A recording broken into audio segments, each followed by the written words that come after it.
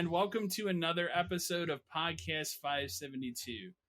I'm your host, as always, Kyle. I'm joined by my two friends, Dan and Matt. We're going to go ahead and talk about what we've been playing. We're going to go through all the news of the last 2 weeks, and then go through the pretty large amount of emails we've had for the last 2 weeks as well. Yeah, we got a lot of good ones. We had a lot of good ones. So the biggest game that Dan and I both have to talk about, I'm going to talk about the other games I played, and then we'll both talk about this one game, and that'll lead into your stuff. The first thing that I played this last week was the Resident Evil Winters DLC for Resident Evil Village. Right. It's not very good. Did you finish it? Yeah, I finished it. Okay. So I finished the story when Village came out. I didn't like that story. And so if you like Ethan Winters and that character and Resident Evil 7 and 8, this is billed as the end of those characters and kind of that storyline. I would say at the end of it, not really. No, they leave it open. What I'll say, and I don't think this is that big of a spoiler, literally when you beat the DLC, it plays the same final cutscene, scene for scene, as the end of Resident Evil Village. And I sat confused. Why did I just see the same cutscene? But it's supposed to take place 20 years later? Yeah. So it makes it seem like everything you do as his daughter takes place before that last cutscene. That's the way that I took it. Maybe. I don't know. All right. It was confusing. But my biggest issue is it's not Resident Evil. It does not feel like Resident Evil anymore. Other than they brought back third person. Oh, is the DLC third person or is it first? Yes. So the DLC where you play as his daughter is third person. They also, and I'll talk about these two things briefly real quick. They also completely redesigned so you can play third person in the main story, right? As Ethan Winters. You can change that at any time too. It's not like you're forced to play if you pick that. So it's like the Grand Theft Auto thing. Yeah, exactly. When they added first person. Okay. Exactly. Gotcha.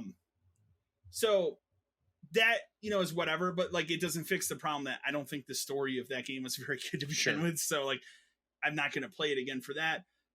They added some characters to Mercenaries mode, which I also think it's a not great Mercenaries mode because first person doesn't work for something that's that fast because you're keeping combos and time. It just doesn't work.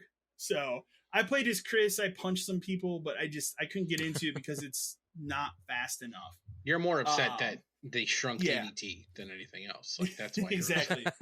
Exactly. So how long is the story mode or the story part of the DLC? It's 3.5 hours. That's what it took me. So it has a little bit of length. You can't really ask for it to be super lengthy. Sure.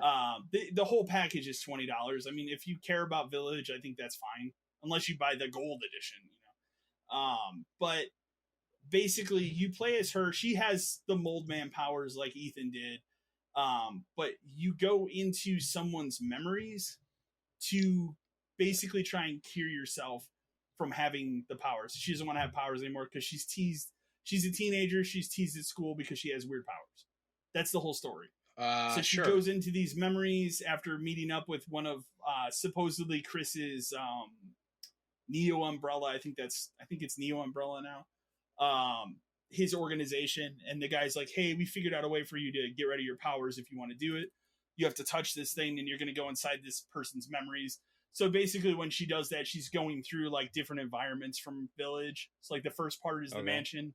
Second part is that creepy house where the baby thing was in the main game. Oh yeah. Okay. Arguably is the best part of this DLC as well. And then the last part is kind of a retread of the Village area for a little bit. Sure. When it starts, they took the shopkeeper and they made him kind of the bad guy.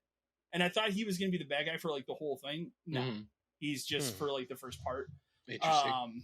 And I'm just, at this point, even if you care about this, I'm just going to talk about the whole thing because I don't know how big our audience is that's going to really care about spoilers for Village at this point. You fight Mother Miranda at the end of this too. Because the whole thing is a ruse. She wants to get you back into this world that makes sense. She can do what she wanted to do to you as an infant in Village. That's the whole point. That makes sense. the best part of the whole thing, like, again, my biggest issue is it doesn't seem like Resident Evil at all. It doesn't feel like it. It just feels like any other horror game. And if it was called anything else, I probably would have had a better time. Yeah. But because it's Resident Evil and it doesn't feel like it, it just bothered me the entire time. I told you about this part, Dan, but in the house section, which was creepy enough in the base game, that's where the mannequin thing is. Yeah. So you have to do puzzles in this house again, but they're all different. They're all new puzzles. One of the puzzles is there's these creepy mannequins, and you have to go down to the basement of this house and get this fuse to power up the elevator you need to leave. And when you go down there, it's obviously pretty pitch black. There are mannequins with glowing eyes that will follow you unless you look directly at them. And at first there's only one. And once you pick up the fuse, then there's two. Then there's three. No thanks. And then there's four. Nope. It's pretty fucking creepy. So, because like when you turn around, you'll hear them fucking chase after you. You'll hear the and then you turn around, you'll see them stop. If they grab you, they do not make noise. They just look at you as they like pull you down to hell, basically. So like you'll see their eyes, and their eyes just look down at you, and their mouth might open a little bit, like to try and make a smile, and they just pull you down as you scream. So, sounds like my nightmares. Because that like really good creepy thing is trapped in this otherwise very bad DLC. Yeah. So, the only thing I would say is if you like Village, if you like that storyline, sure, $20 isn't that much to ask. If you like older Resident Evil, maybe wait for the 4 remake in a couple months and just play that. Well, yeah, that will probably be fine. The only other thing that I really did, because I didn't get too much, and there's a reason why, and it's a game that Dan's also playing, so we're going to talk about it in a second, but I finished Power Wash.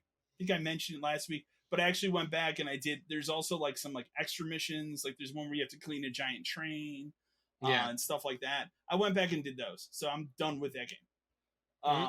So the big game that overtook my life, and Dan talked about it last week, and then I bought a physical copy of it, and then I saw it was on sale on the Xbox, and I was like, well, I don't have to open this now, and I'll just pay another $10. So I bought it on the Xbox, is Arcade Paradise. That game fucking rules. I told you, man, it's real good. It's crazy how good it is. There's so many different things about it that bring up like the 90s. So I mean that's the whole. If you listen to the music, like just the music that plays on the radio, like here's the Nine Inch Nails sounding song, here's the Garbage sounding song, here's like every single one of the tracks sounds like the 90s. Do you have the jukebox yet? Yeah. Okay. I have the jukebox. I haven't bought any songs for it. No, that's one of the last things I have to do because I was too busy focused on. There's a Rage Against the Machine type sounding song, and if you actually listen to it, they're singing about Arcade Paradise. Yeah. Well, there's it's it's not really a spoiler, but like at the end of the game when you beat it, there's a music video for it, and it's clearly it's a real music video, so it's clearly like the people who made this game made this music video for the game. Like you'll enjoy that because it's just ridiculous. But it's so like the game. I've essentially finished the quote unquote story of it, where my arcade is now full. I have every machine possible, and except for we were talking about a little bit. They just released some DLC machines, which is really cool. Like there's 3 more cabinets, and it's only $5. And one of them is like one's a light gun game.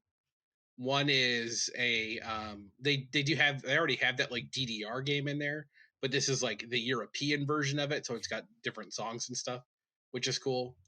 And then there's another one which is a little weirder, but it's more like it's almost like a flight kind of a game. But for $5, it's pretty cool because you just get 3 more machines you can add. Because the whole point of the game, now that I'm done, is just to play all the machines over and over.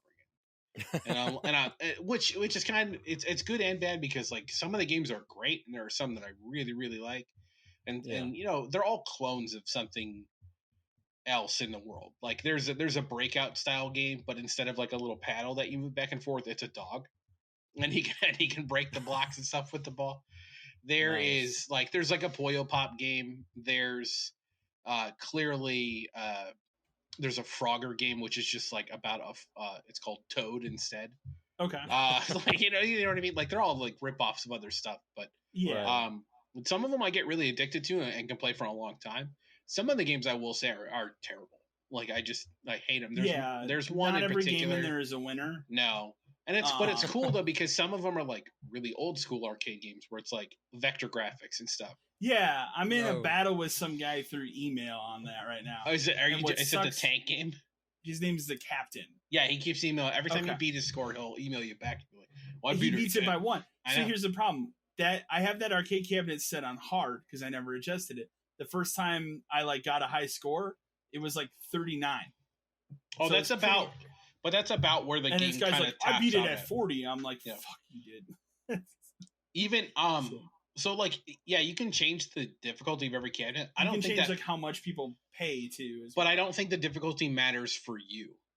I think it's more so for like multiplayer because I've changed stuff to easy just to see, and I can't tell a difference between it. Okay. And that tank game, my high is about 40, just because by the time you get to that point in the game, the helicopters are coming too fast. Yeah, it's just awful. It's wild. But I laugh because like the first time I scored high, it was like 38 or 39, and then I get the email. Well, I beat it by 1, and I'm like, okay. So I go back, I beat it. I hit it like 41 or 42, and then I get the email like I did 43. Like, fuck you. There's a couple games that I think are just kind of like set up to keep you chasing a high score. Like there's another one where it's weird because you get 2 versions of it. It's kind of the same game because they have those characters like Wood Guy and Wood Gal. Yeah. But they have it where you chop down a tree and it's really just like hitting the left or the right side of this tree, but you have to go super fast.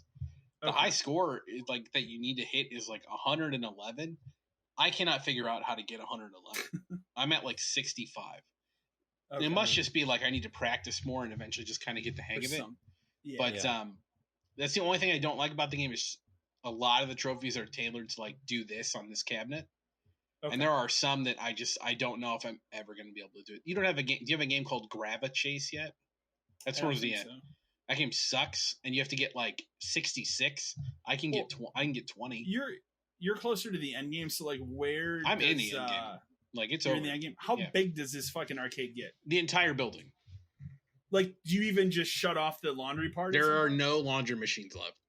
And so how does that part of it work? Like, do you just? I don't care. It's just gone. It's just gone. Okay. Like there's just nothing left. But I will say that the game definitely needs some fixing because you get those 3 tasks a day. Uh-huh. I have no laundry machines left, but I will have 5 loads of clothes drying at the same time. And I'm like, well, I can't do that. Dumb. Okay. There's the to-do system in the game is like bugged and broken. There's something wrong with it. Because sometimes I'll get a task where it's like already marked off that it's done. Okay. Which doesn't make any sense. I mean, the only thing you really have to do anymore in the end game is just clean up every other day. Because you can even get a thing which, thank God, empties the machines for you, so you don't have to walk around and do it yourself. Like I love the game. I love a lot of the individual games. Some of them are dumb. Like there's a foosball game which is just not fun to play. There's you get a pool table at one point, but the physics of it are awful. So it's not fun to play. Yeah. And like there's a darts game which is really basic and not great. But some of the games are, like I said, they're just great. Like the Fruit Chase game is awesome. There's a Bomberman clone which you'll get eventually, which is really fun. Okay. There's like a Final Fight / like Streets of Rage game you get eventually. Okay. There's a Whack-A-Mole game which is pretty good. That's good. Yeah, it's good. It's a lot of fun. I'm really just trying to finish up the last couple of trophies for like each cabinet, but some of those cabinets I have left are the difficult ones for sure. Like if you played that blockchain game. Yeah, that's a weird. Yeah, I actually really like the game. It is difficult. Okay. And like to finish it, that cabinet is. I'm gonna have to put a lot of time into just that game. Yeah. But there's a lot of good ones. There's a great one. There's a Missile Command ripoff, which is pretty good. There's if you have no Galaga game, laundry machines in there anymore, like what about your fucking terrible father in that game? Oh, he gets worse. Like you haven't even seen the shit he does. I won't spoil what happens to you, but at one point, like so far, like he does not know what you're doing, At one point, he finds out. Okay. And it gets bad Okay. for like your character. I won't spoil it because it's funny. It's funny that a game about managing your little arcade has it actually has a really in-depth backstory. Yeah, it does. It's really weird. Yeah. But it's fun because it adds to. I feel like I'm doing something. Kind of. Yeah, like I'll say for me, like I finished that DLC and then I was like, I bought it on the Xbox and I was like, I'll just play for like a little bit here. I'll play the first day, and I started it. I think this was Monday night at like 11. I was up to 1. Yeah, playing it. It's good. And then the next night, my girlfriend was working. I started playing it like 7:30. Again, I played till 1. Yeah. I did the same thing Wednesday too. Here's a pro tip for you. It won't really. It'll just help you. It's not really a spoiler. Sure. On the menu in the beginning, where where it just says Arcade Paradise and it's not looking at like the arcade machine, put in the Konami code. Okay. And if you'll know if you did it right because there'll be a gold washing machine on the menu, and then you hit start. Okay. And then when you go in, all of the machines will be gold colored, and but it means you S rank laundry every time. Okay. So it can sit in there the whole day. Doesn't matter. You get full money for it. It just helps progress things because at a certain point, getting money is a pain, and then for real, and I have updated the backstore room twice now. Yeah. So, and it's just buying the machines get more and more expensive. They did just do a patch which went along with this DLC. It lowered the cost of some of those upgrades because some of them. Oh, really? Bad. Yeah, okay. yeah. Oh, one of the last ones I had was like 400, and it cut it in half. So that helps a lot. But it's a great game. It's incredibly addicting. If you like House Flipper or Power Wash or any of that kind of stuff. Yeah, I would say for me, I'd go a little bit higher than Power Wash is great, but for me it was too relaxing because it kept putting me to sleep. Yeah.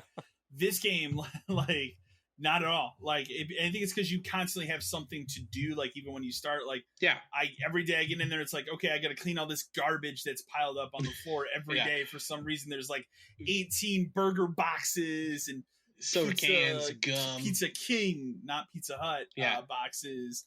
You got to clean that up. I like the stupid toilet mini game when it gets clogged. Yeah, that's good. Or you have to it has an XP bar and you're it's picking a lock in a safe. Yeah. I like the picking gum off of things because it has the Mortal Kombat fight, and that's pretty good. It's just a great game, and that I feel like nobody talked about. I looked it up because I was like, did this come out this year? It came out in August. Yeah. And until you mentioned it, I never heard of it. Yeah. I don't remember anybody talking I had about seen something about it, and I had it on my digital wish list for a while. And I would have overlooked it because when I see the name Arcade Paradise, I think, oh, it's just an arcade game compilation. That's cool, but I don't really care about that. The funny part is too is that that's basically is what it is, just with it is, but just not a coding on top of it. Yeah, exactly, because they wanted to build a story. Oh, they don't have to be licensed to be exactly the same thing as other things. You get a machine at one point called Shuttlecocks, and it's just Pong. That's literally all it is. That's good. Nice. That's good. Yeah, but it's really good. It's fun. The game's excellent. So I'm gonna turn it over to you, Dan, because that's all I've played this last 2 weeks. I didn't play a ton more either because I got really addicted into that. And then I played a lot more Marvel Snap just because that game is fantastic, and a game takes 2 to 3 minutes. I have tons of cards. I told you last time that you were asking if I had put any money into it. And I decided to go ahead and buy the season pass because it was $10 for the Spider-Man content. I have finished that because it's there's 50 levels to it, and then you can go beyond that to keep earning stuff. So I finished all that to get all those cards and the boosts and stuff. Looking at it more, there's no reason to buy anything other than season passes for this game, just because the gold to credit ratio doesn't make sense. Yeah, and upgrading cards is important to help you earn more cards, but it's not necessary for any you don't have to spend money on that stuff at all. Right. So I mean, it's just that game's just really good. I get new cards all the time, and then you have to try to, there's the new meta of the game, which is building certain decks and playing it certain ways, and the deck I kind of use right now is just I call it my combo deck because it's set up to do like 3 different scenarios for endgame depending on cards I get early on in the game. So I kind of I get my first deck or my first hand, and I make a plan kind of based off of that. And then if I get another card, I know exactly what I'm going to do to finish it out. I love the randomness of it. Like I said, I lose. I don't lose a lot, but I lose, and it doesn't bother me. I've lost matches in it too. It doesn't bother me. Like I keep hovering around the same rank, and that's enough for me because I keep earning stuff for cards, and that's all I care about. For the hell of it, I'm building a Spider-Man only deck where it's just like any character that's like Spider-Man or Spider-Man related. Yeah. So like that deck is gonna suck when it's all put together because like the cards I don't really think they work together, but it'll be fun to just fuck around with and just play like this is my Spider-Man deck. I don't have quite enough cards. I have I think 9. There are ones I'm missing. Like I don't have Scorpion yet. I don't have Green Goblin yet. What's good is like early on they give you cards really quick, right? Like you collect your collection goes up. They give you them fast. Then it starts to slow down a little bit. And that starts to slow down a little bit more. And then once you reach like the level beyond where I am, it slows down even further because it's not a guaranteed card anymore. It's like it could be a variant or it could be currency or something like that, which I think is important. I think it does need to slow down because I was showing you my cards earlier. I have like a lot. And I don't you don't need them as fast, and if they're good. They just did a patch today that fixed a couple things and like extensive patch notes, and like we added Daredevil's a possible card you can get in this pool, so it's like now I got to get up there to get him, and so yeah, and it's just like it's addictive because I can just sit there and play 10 matches in a row and not even realize it. It's a phone game. It's a phone game, but it's cool because it's also on Steam though. Like you can play it on PC. Is it really? Yeah. Can you link your profile? I'm pretty sure if you link it through Google, it goes through all of it. That's cool. That'd be cool. Yeah. I didn't know that. Yeah, I might actually check it out on Steam when we're done and just see if I can get my stuff to transfer over. So you saying tax time when I get a Steam Deck, I can play it on my Steam Deck? When we all get Steam Decks. Yeah. And now I don't bring my phone. Now I don't need to play it on my phone. I'm playing on my Steam Deck. I just pull out this huge Steam Deck. I'll pull out my $500 portable computer to play Marvel Snap, which sounds like a joke until you realize an iPhone actually costs like over $1,000 if you think about it. But so yeah, I played a lot of that. I'm gonna keep playing that. Like the season, quote unquote, is almost over, so I'm excited to see like what they do for the next pass. The only downside is like, am I buying a pass every month for $10? Maybe. I guess it depends on the content. Because, like, obviously, with this one being a Spider-Man one, I was in. Like, that wasn't a question. But if the next one's, like, X-Men themed, I'm not a huge X-Men guy. But at the same time, I don't want to miss any cards. Like, that's the problem. Yeah, I can definitely understand I hear that. Yeah. I do love the fact that it is not, it's not pay to win. Like, you can't just buy packs of cards. You can't spend $10,000 on packs of cards. And just get all of the cards. So that's one of the better aspects of it. But that's a great game. I'm played all the time. I played it before this podcast, and I'll play it after. There you go. And then the only other thing I really played, and I didn't get to play as much of it as I wanted to because I was too busy playing Arcade Paradise. Was the new stuff. You at least opened it and played a little bit. Yeah, I put it in and installed, and I played it like probably about 4 hours of Star Ocean. I didn't play the demo or anything when it came out because I told you it didn't really matter. I was going to get it anyway. As someone who's played a lot of Star Ocean games, this one is wildly, like, for as similar as it is, it's wildly different. The battle system is insanely different. You don't go into, like, random battles anymore. It's all, like, it's on the field and you run up and attack it kind of stuff.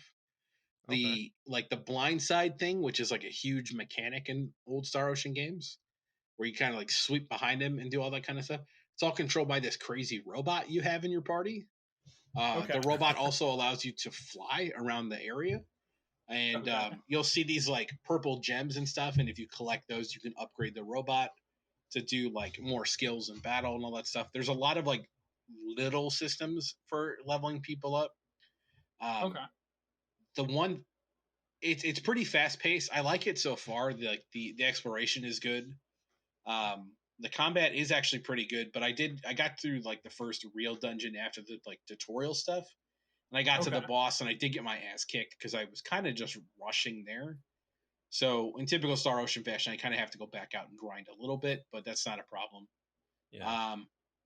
You know, there's already multiple exploits found for this game online where you can get millions of gil or money full in an hour. You can max characters out to level 255 in a couple hours. That's later on in the game from where I am, but it's funny that they exist. It is. The only thing I really dislike about the game so far is the menu system is awful.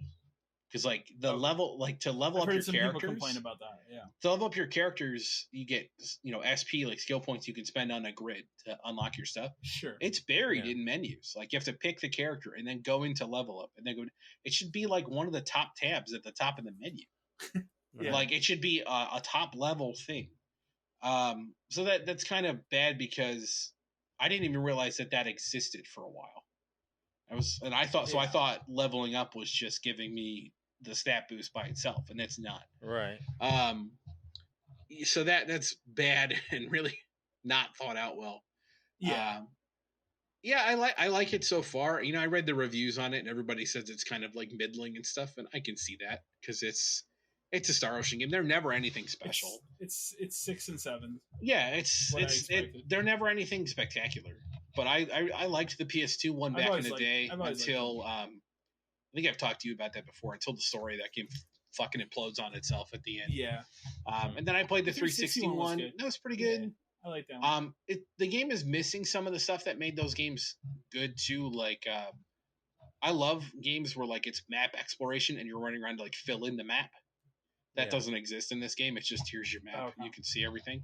So that kind of takes out something I enjoyed before. Yeah.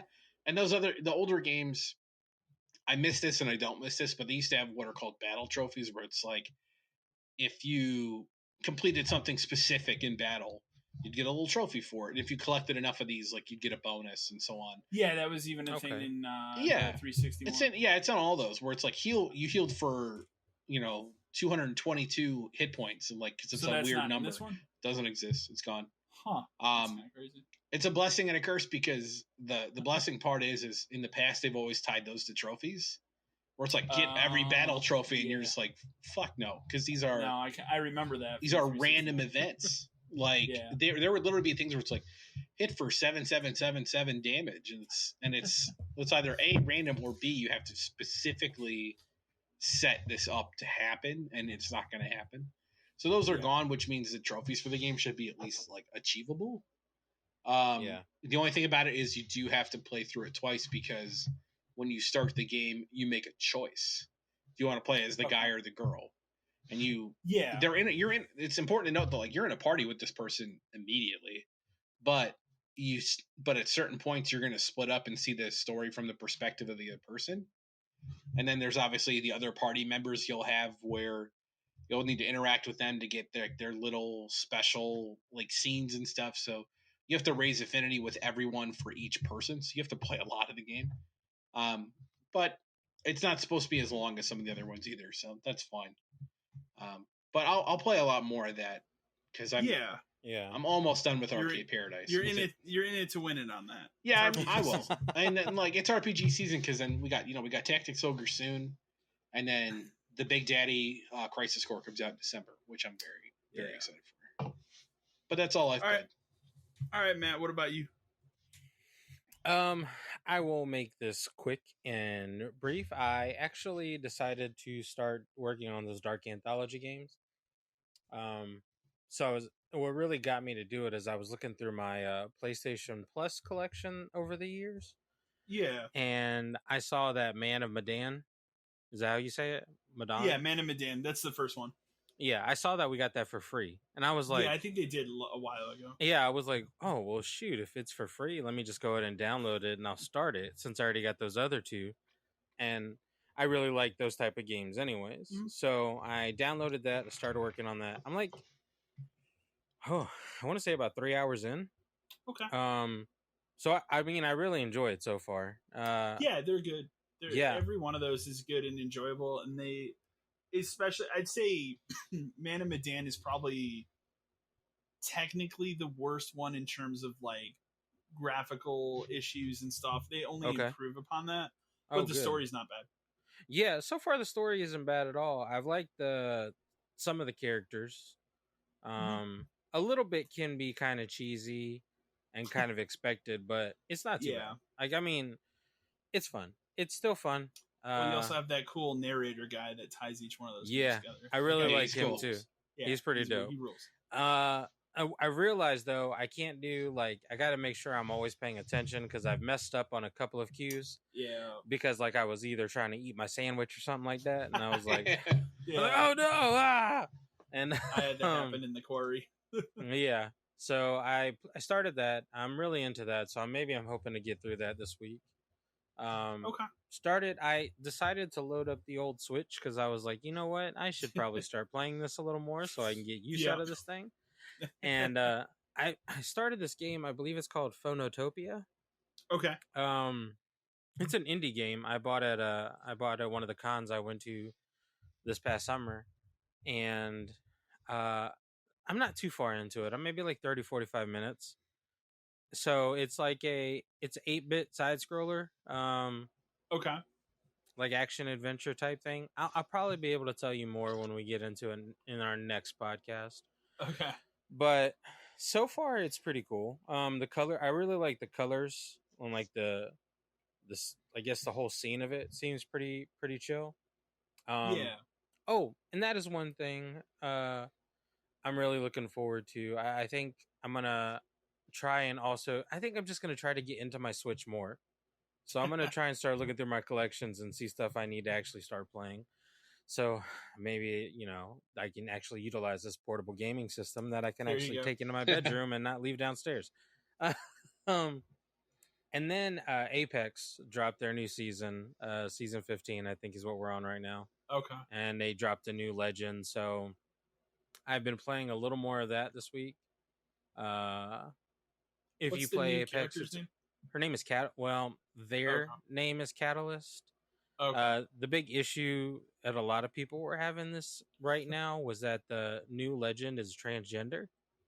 Okay. Is what they came out and said.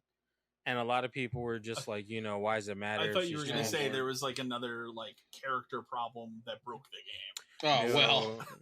Because that happens. That could happen. The game, but it's a whole different type of breaking. They're pretty, the character, I think this character that they just released is probably one of the more well-versed ones. Like, she doesn't have a lot of, the biggest issue is like a lot of them are attacking legends, so like they're overpowered when they start, but she seems more of like a defensive legend, so it kind of balances what she does. She's not overpowerful in any way, but she like you can tell when you're in a fight with her pretty much, so I like her. I've played as her a couple of times. She's really not that, or they're really not that bad. The thing I'd say about that is like there's no like real story to Apex other than those like character trailers they put out. So like, what is there really to get angry about? It's a shooter. You're shooting each other. I think the problem was like a lot of people were just like, why did they have to say she's transgender? But then I was talking to my wife about it, and she was like, it kind of helps because the people who are transgender can feel like they have like that a character that kind of helps them. You know what I mean? And I'm totally down for that. Like I said, the character itself, Catalyst, I think is a pretty well versed, probably one of the better well versed characters they put out.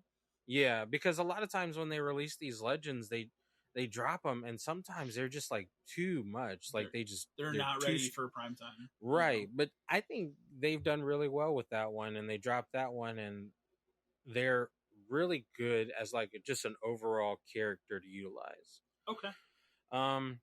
So I've been playing some of that, and like I said, Man of Medan and this Phonotopia game. So I'm really hoping to crack into these, and then I'm hoping to crack back into Scorn and The Evil Within by the end of the year too, because I want to finish those out. I'm really trying on Sunday to carve out a block of time and just finish Scorn. I think I'm gonna shoot for Saturday to work on Man of Medan and Scorn. Because next week is God of War for me. Yeah. And I want to just start that. So that's it for me, though. Okay. Well, again, you got some stuff like my Switch. I took my Switch up to the bedroom at some point, and it is on my nightstand, and it's not on a charger, and it's probably dead. Dead. There you go. So the point that I'm like, yeah, I should turn on the Switch, it'll be dead. So my big like come back to the Switch, if I'm being realistic, is when Zelda comes out next year. So and then I think that is for a lot of people until I finish it. Well, why don't we jump into news? We got a lot of well-rounded news stories here today. We'll just start with the first one. I don't think we really need to say much about it other than say it, but CD Projekt Red has announced that they're remaking the first Witcher in Unreal 5. I would say the positive of that is that they're remaking the first Witcher, because if you ever played the first Witcher, it's really rough to go back to today. Yeah, and I think it's a lot. Well, the other thing about it too is I don't think a lot of people may have even played it, because Witcher 2 is the first console one. Not. I don't think there is there's no console version of the first one either. No, it's only. I don't think so. So, and I want to say when you load up the Witcher 2, it does like one of those like little quick videos you can click on that tell you the story. So, but again, I mean the other side of this is that it's in Unreal 5, so it's gonna be a while. Well, yeah, but even still, I think that they're doing this because the current Witcher stuff is over, and they're working and they're making that new trilogy 4, 5, and 6. I mean, that's going to be further out than this is for sure, because they just really started working on 4. Yeah, and they got to with all the TV show stuff. They that's part of it, but I mean, I don't think that has much to do with this kind of stuff. But I mean, if they can remake this Witcher, plus if they're remaking Witcher 1 in Unreal 5. That just makes it easier for them to make 4, 5, and 6 down the line too. So yeah, it's a way for them to learn how to use Unreal 5 exactly with a game that already exists, and they don't have to build from the ground up. So, but cool, a cool announcement. But I would just it's temper neat. it with it's going to be a couple years. Yeah. So it's Unreal. But next thing here, we have a bunch of like various articles about both Sony and Microsoft this week, but not surprising. Phil Spencer, talked about that Game Pass is profitable, but the growth of it is slowing, and he hinted at price increases. Now, when he said this, it sounds like he probably is referring to price increases with Game Pass. I don't think they're going to be raising the prices of the console like Sony. But at this point, like Game Pass has been locked at that like $15 for the ultimate version, $10 for either or if you don't want both. For I think since it's been started, right? Pretty much ever since they announced that like it was live and the pass thing, it's pretty much been the same price ever since. So I mean, the thing is immense value. Like it's like you have to look at it like any streaming service. Well, and they gotta pay for Activision somehow, right? Yeah. So, but that's the thing too, is that if they're gonna all of a sudden throw in all this Activision Blizzard stuff, and you're gonna get Diablo 4 day one and all this other stuff, I bet you that's when they increase. A price increase seems reasonable just because of what you're getting. Exactly. Especially if you get to the point where it's like, okay, this year you're getting Diablo 4 and Starfield, whatever Call of Duty or something. But like in Starfield, you're getting day one, and all this other stuff you're getting day one. So there's still a lot of value. It's funny because today I actually had a coworker ask me about like the premium and stuff, and he's like, "Oh, it's like Game Pass, right?" And I was like, "It is and it isn't, because it isn't." Again, God of War's not launching on that when it comes out. Yeah, but Diablo will be day one. Starfield will be day one. Elder Scrolls 6 will be day one. So yeah, they're very different, even though they're similar. I even saw today. So. I didn't put it in the news, but they announced like the next 5 games they're adding to like Plus Premium or whatever, which is just a bunch of old PS3 Ratchet and Clank games you have to stream. Yeah, except for I think the one PS4 remake. Right, but I'm not going to stream any of these games, but nobody wants to stream them. I don't.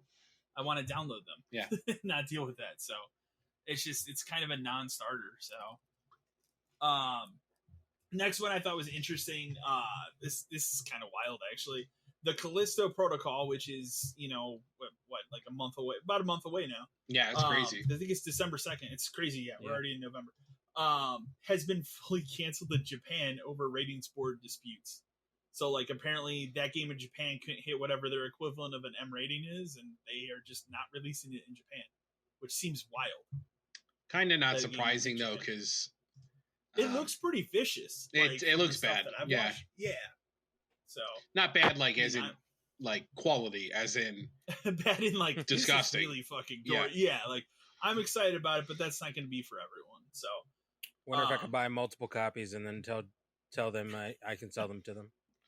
People who want to play it in Japan will play it in Japan. Trust me. They'll play it in Japan. They'll import it. They'll change the region on your system. Yeah, it doesn't matter. So, that was interesting. It only took, I think, a weekend for the for Warner Brothers Montreal to come out and address that they are going to work on a performance patch for Gotham Knights. Gotham Knights obviously did not launch very well. It's a pretty rough game, as we discussed last time. They are also working on some sort of performance mode that'll be down the road. As I kind of said when we talked about it last time we recorded, like there's no way this game will spend its entire lifespan without a performance mode. Can't. It just doesn't make sense. Yeah. It just makes it seem like it was more of the thing where it wasn't ready for when they had to launch, but it wasn't ready. But I think Warner Brothers said you got to launch it now. Well, I think there's a couple of reasons. They want this game to come out well far in advance of Suicide Squad because they want that to be a big, huge thing. And also next year, every other fucking publisher and developer, they're releasing their games next year, in 2023. So why go then and then have maybe a little bit better of a launch? So I get why they shoved it out, but it's still a bummer. But again, as you and I discussed, last time recorded, about a year from now, we'll Outriders it. And that'll be the way to play that game, probably. Let's see. So we have more of the Bayonetta 3 voice actors coming out and detailing their pay, workload, and the dangerous race at the bottom. I think that was the whole title of the article. It just went into more detail about that whole just disastrous situation. It's a good read about like what it actually is. It's an IGN article. Right. Yeah. What people get paid for what roles, and like it's all dependent on studios, and there's a lot of factors that go into this kind of stuff. And we said it last time we recorded too, but like voice actors should definitely be paid a lot more than they're being paid. I think there needs to be something more for like how like TV people and movie people get like residuals. I think actors, like there needs to be something built in, even if it's like milestones. Like the game sold 200,000 copies. There's a bonus. There's a million copies. Sold a million. Yeah, there has to be some other way to figure this out other than just like, here's $4,000 for 3 hours of work. Goodbye, kind of a thing. Yeah. I mean, that's not to say that voice actors are inherently more important than like developers and the art department. And like, depending on the game, hundreds of people work on this stuff. And but there has to be some kind of line somewhere that's more fair for this, because there's a good point in that article where someone talked about how I was paid this amount because it was how many hours I worked, but then I had 2 lines in the Detective Pikachu movie off screen and I got more money from that because it's a movie.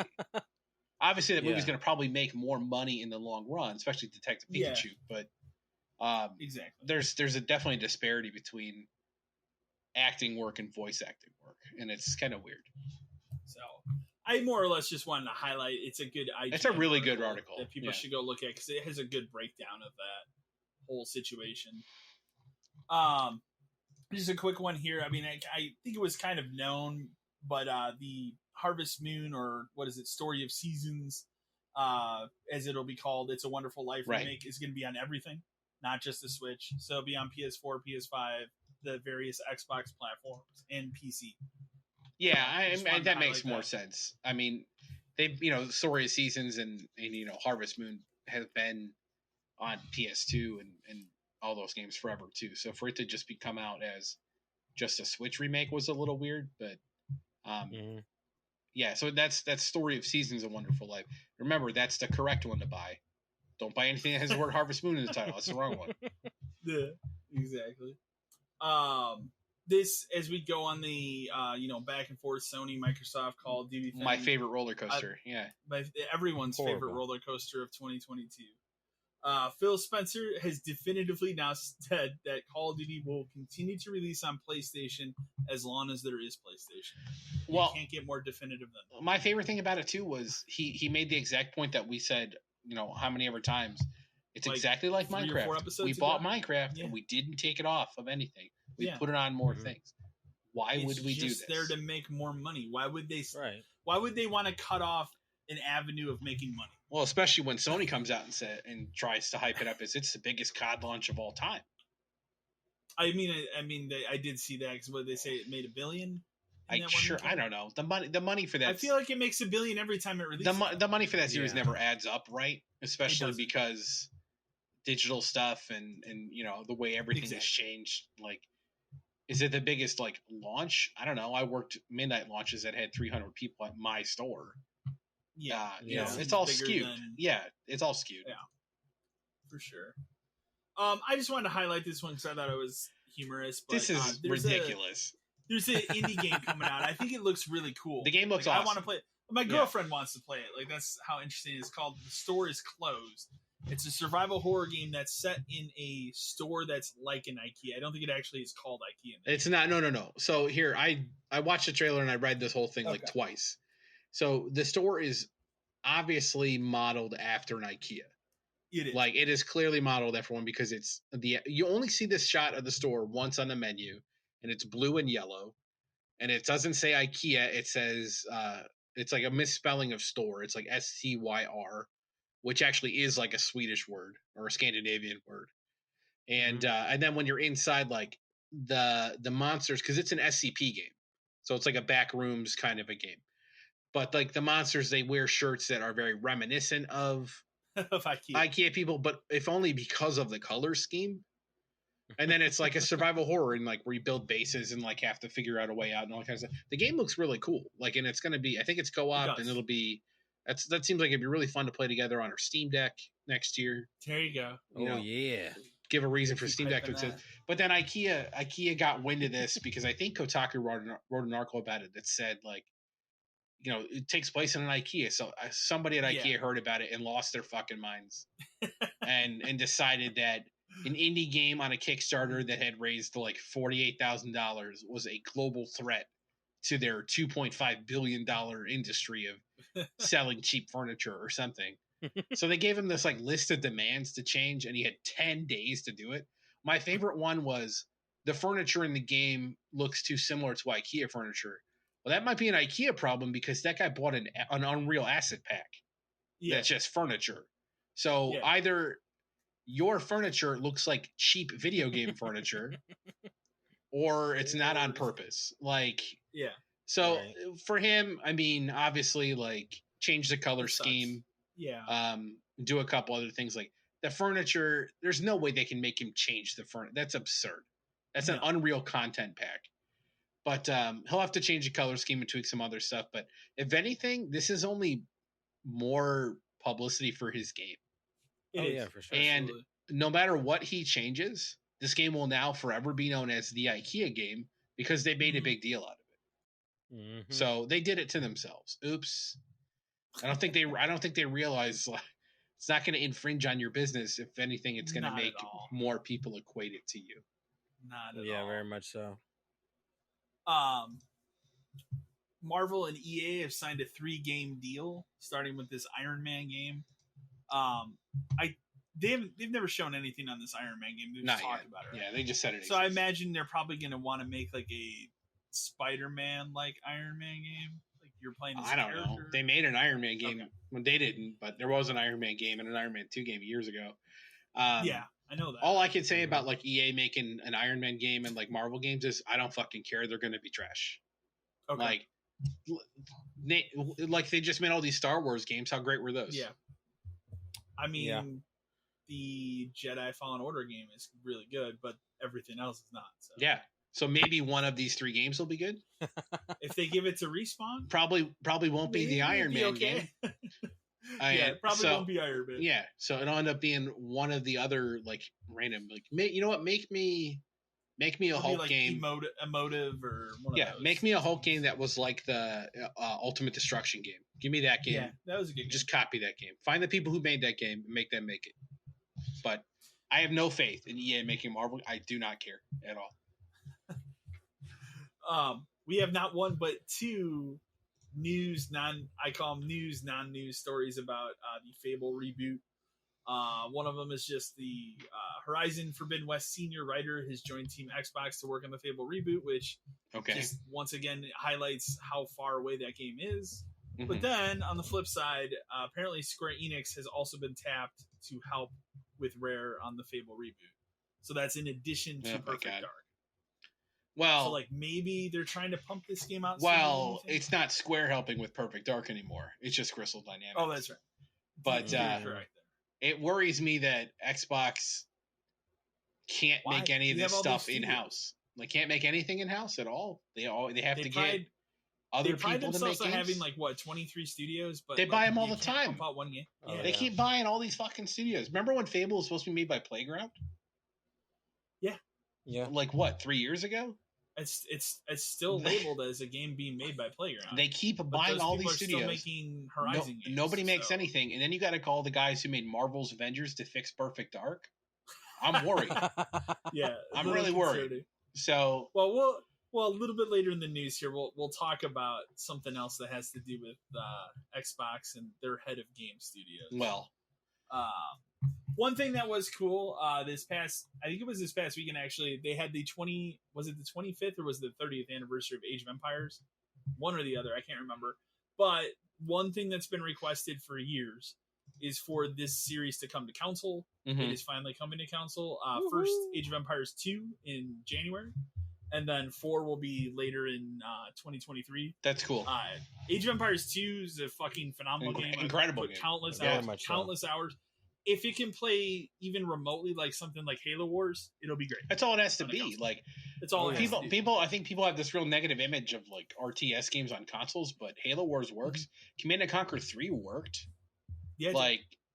So this can happen. Like, and just to have, obviously it'll be Game Pass, which is awesome. Yeah, it's on Game Pass. Yeah, so they're on PC Game Pass, but yeah. But yeah, I mean, it's just here. You guys want to play Age of Empires 2 and 4 for free, basically?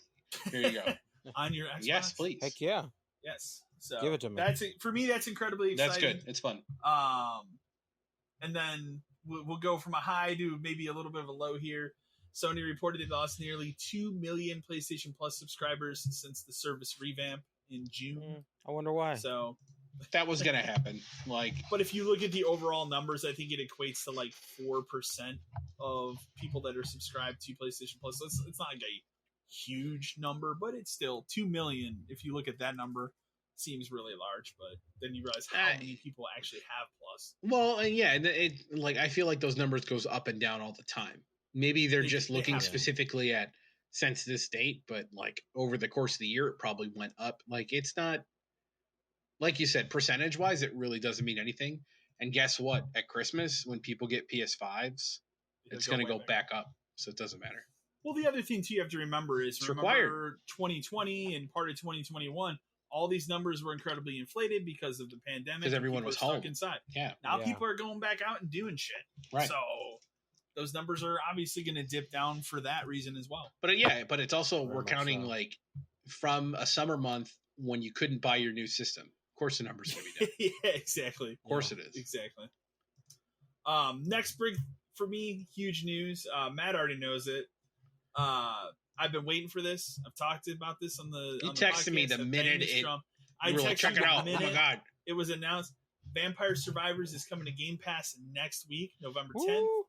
You can play it. I should say it's already on Game Pass. It's coming to console, Xbox. So it'll be playable any Xbox platform. This is fantastic. It's exactly what I want now. Just put it out on the Switch so I can have it on the go, like all these people that have Steam. Just get it on your Steam Deck, dog. So I cannot wait for this. Absolutely adore that game. I'm gonna crush. It's hard. It comes out the day after God of War. I'm gonna crush this. Oh man! So really excited about that. Kyle's going radio silent the day after. So Studio Remedy, they kind of provided a soft update on all of their different titles they're working on. So obviously we know, like, for example, they're working on the Alan Wake 2, which I think they reconfirmed. Did they reconfirm it's next year? I'm pretty sure it is, yeah. I'm pulling up here. Yeah. Yeah. I mean, that's what they've been working on the most. So, yeah. That's what they're working on the most right now. Alan Wake 2 is in full production stage. It's still on track to release in 2023. Nice. So the game is coming together on all fronts. They got that. I would say, I bet you hear something about it at the Game Awards. That's my guess. Something, yeah, for sure. You can do maybe a little bit bigger trailer of what the game's about. There's 2 different projects related to Control that are in development. One is codenamed Heron. One is codenamed Condor.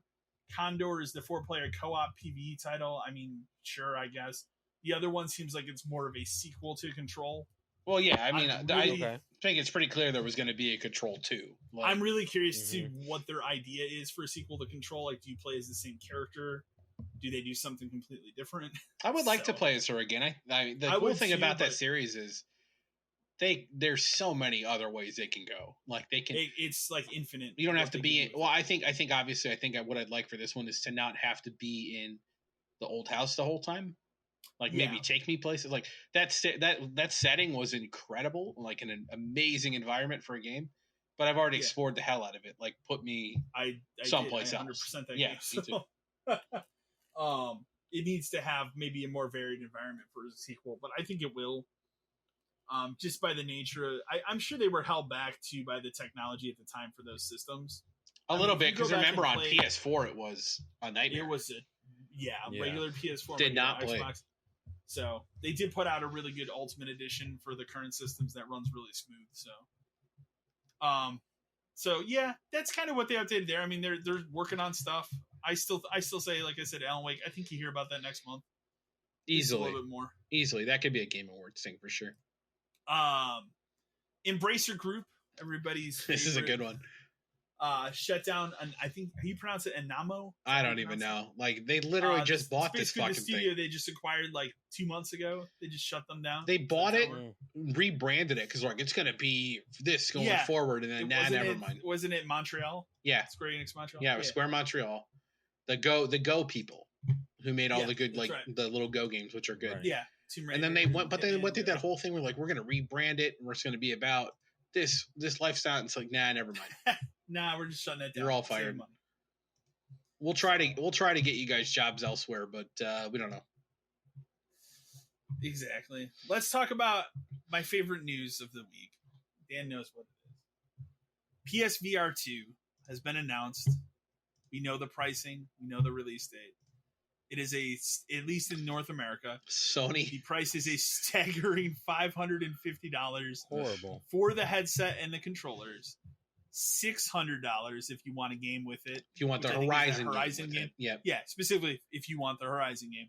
Or $700 for all that plus the charge stand, like to put the the charger thing is $50. You don't need that. But the charger thing is $50. But when you're talking with tax all in, if you want a game, and you probably want the charger, I would like, you don't necessarily need it, but you probably would want it, especially if it's gonna be something you use all the time. You're talking $700 to get it. It's nuts. The biggest problem is it's $700 to get in, and any PSVR game you already own doesn't work. Mm-hmm. If it was at least backwards compatible, some will have paid upgrades. Fine, but you got to pay for it again. You got to pay for that. So if it were at least backwards compatible, part of me thinks, okay, it's for specific people. But it not being backwards compatible at $550 is crazy. It's too much, man. And the other thing about it, I think for now it's Sony store only, right? I believe when they started reserves, it is Sony store only. I'm sure they'll open it up at other retailers. Well, remember they said they're only making $2 million to start. True. So I guess maybe it depends on. Maybe the initial wave is Sony store only. Yeah. And then I don't know. Like it's gonna suck to get one if you want one, and there are people that do, and that's fine. There are people that want it, but man, it completely priced it out for me. Like I'm out. I'm far out, and it was the kind of one where that was when I was kind of considering like that could be the one I want because Yeah. There's no camera. The controllers are obviously better. And it's just a one cable and stuff. It just seemed like the easiest solution, and now it just seems don't get me wrong, it is a lot higher quality technology than the first PlayStation VR. But it's that price point for a system that people already have a hard time just getting that. It costs more than a system you can't buy. Exactly. At that point, you're in the $1,000, $1,100. You might as well just build a PC and then get a headset at that price point. It's nuts. Or get what's the one that everybody talks about all the time? The one that attaches to your phone. Oculus, yeah. Or just get that. That has most similar games.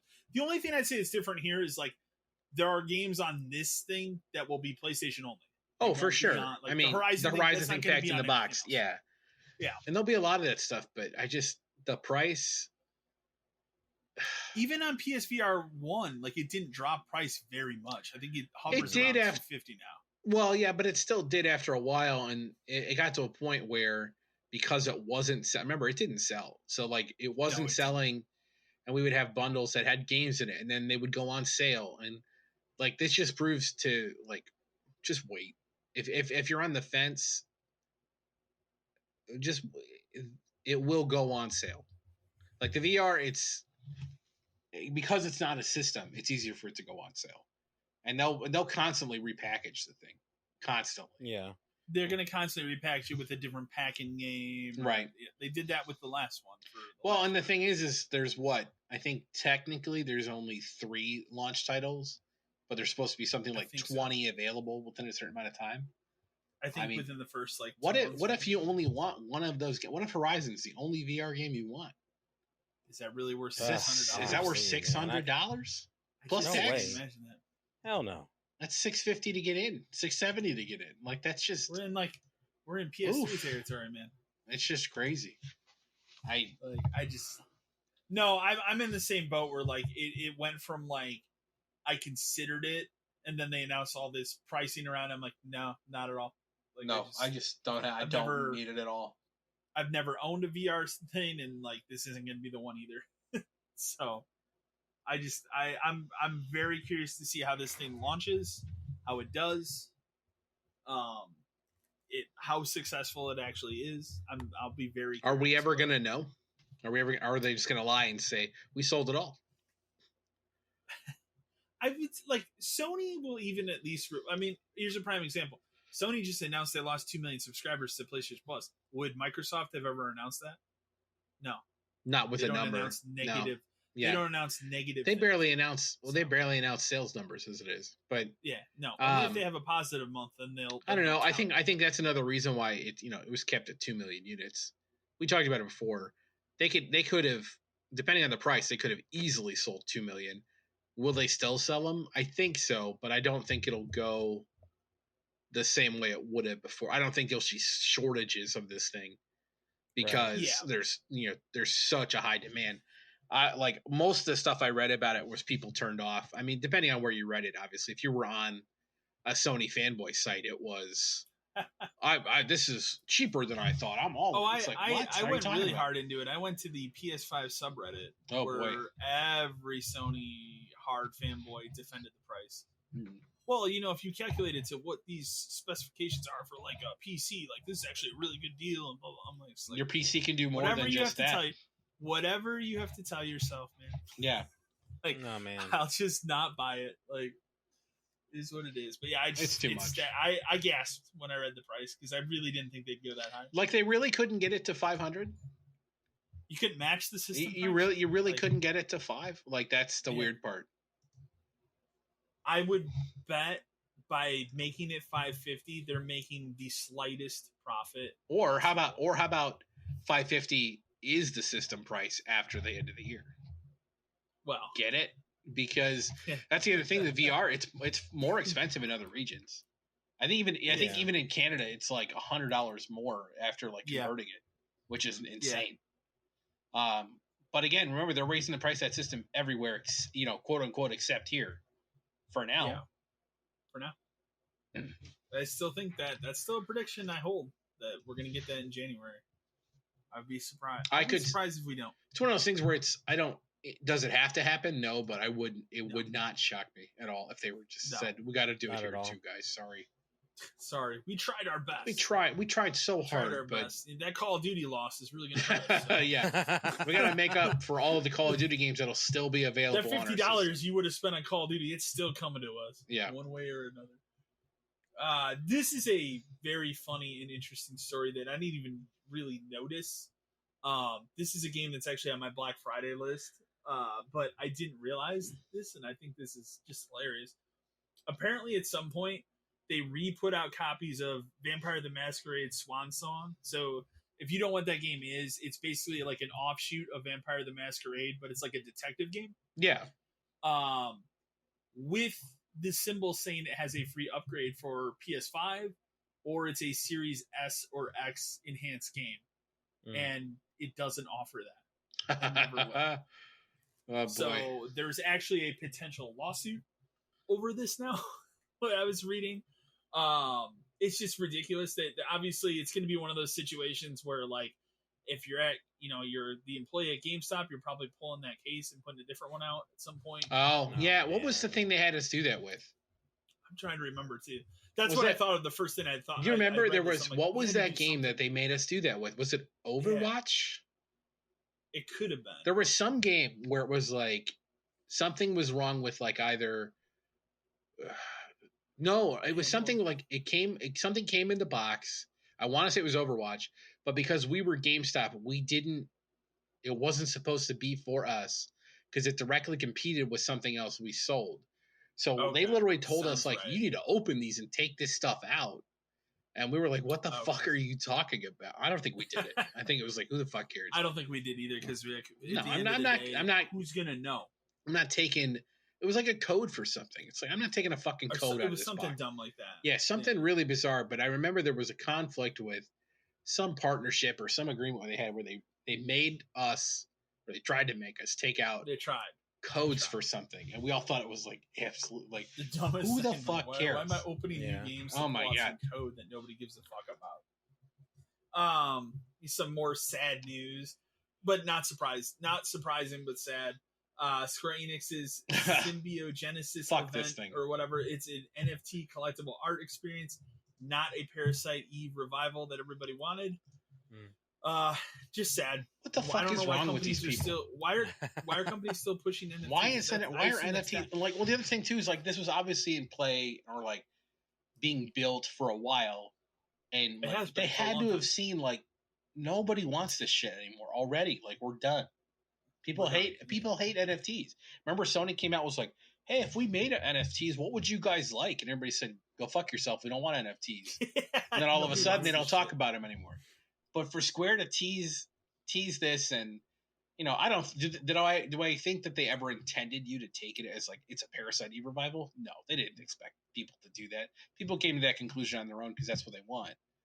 But yeah, I want that. Well, I do too, especially since Third Birthday is not really a Parasite Eve game. Like it's a cool game, but you could tell they forced it to become that.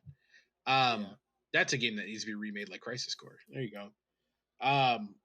But for people to put it together that it was a Parasite Eve game, they didn't intend that to happen. But no, for it to just be revealed that it's like it's not even like it's a shitty mobile game or it's a shitty like web-based browser thing. It's fucking collecting NFTs. Like fuck off. Yeah, it's bad. Nobody wants it.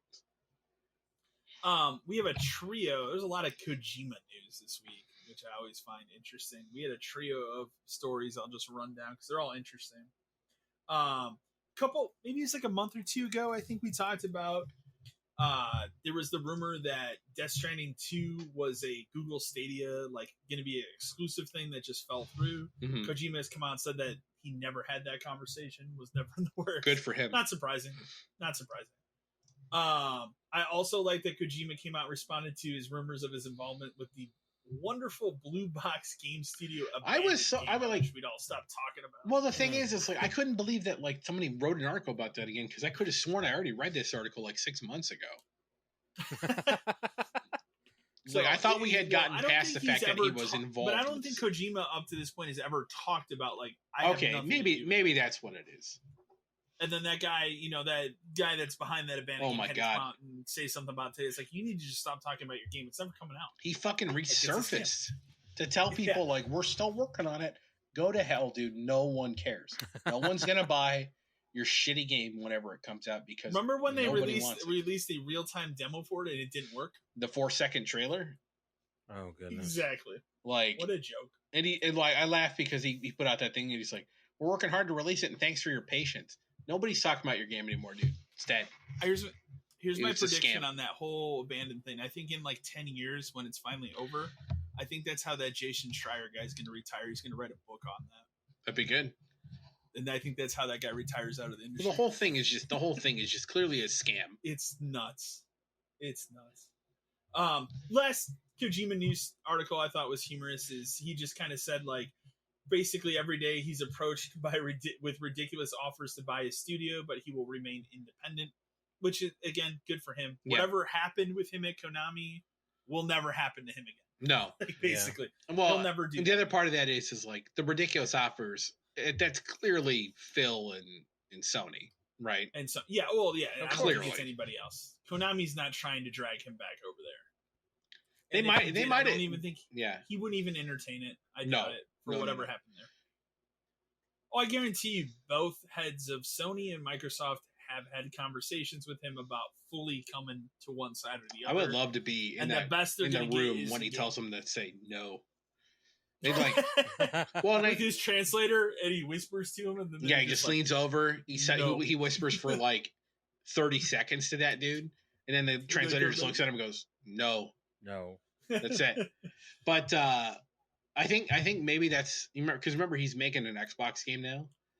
Yeah, I bet that meeting started with Phil being like, "What if we just buy it?" And then he told him, "No way." And Phil goes, "What if we just get like a game?"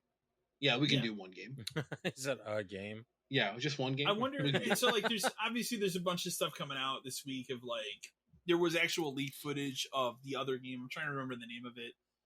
I keep wanting to call it like outsourced or oversourced. Oh, the project. It's the new one, the project game. There's two. Yeah. So there's supposedly two games. One is Death Stranding 2, which I think will be Game Awards is when they'll announce. Right. It makes sense. Jeff will come out on screen. A horror game. And that's what leaked. But apparently the horror game is a mobile game. I could see that. Yeah, I could see that. So I could see it. But Jeff Keighley comes out on stage. Kojima comes out. Jeff Keighley bows to him for 45 minutes. He says, "Thank you so much, Kojima-san." He starts crying. Yep. No, that's and then he plays some nonsensical back-ass trailer that makes no sense. That I'll love, but it will make no sense. For 3 years until you play the game. Oh, absolutely. I look forward to the 3 years of like ridiculous trailers. Well, remember the early Death Stranding trailers, like floating oil people, umbilical cords. You're like, what the fuck? There's a baby, but then maybe he is the baby. But then the best part is an umbilical cord. The best part is then you play the game and you're like, yeah, that trailer makes sense now. No, exactly. Yeah, exactly. He told us the whole thing in the trailer. I'm excited. I'm more excited. I'm more excited for the 3 years of crazy trailers. Yeah, than the actual those are more fun to me, honestly. Because it's just like, what the fuck am I watching? Yeah. So I look forward to it. The last two news stories we have here. I put this in here because I just think it's humorous. For the first time ever, the Xbox Game Studio head, so not Phil Spencer, the guy that took over for Phil Spencer, because he was the Game Studio head before he took over all of Xbox, has acknowledged Halo Infinite as a failure. Basically outlines like, this game did not meet our expectations.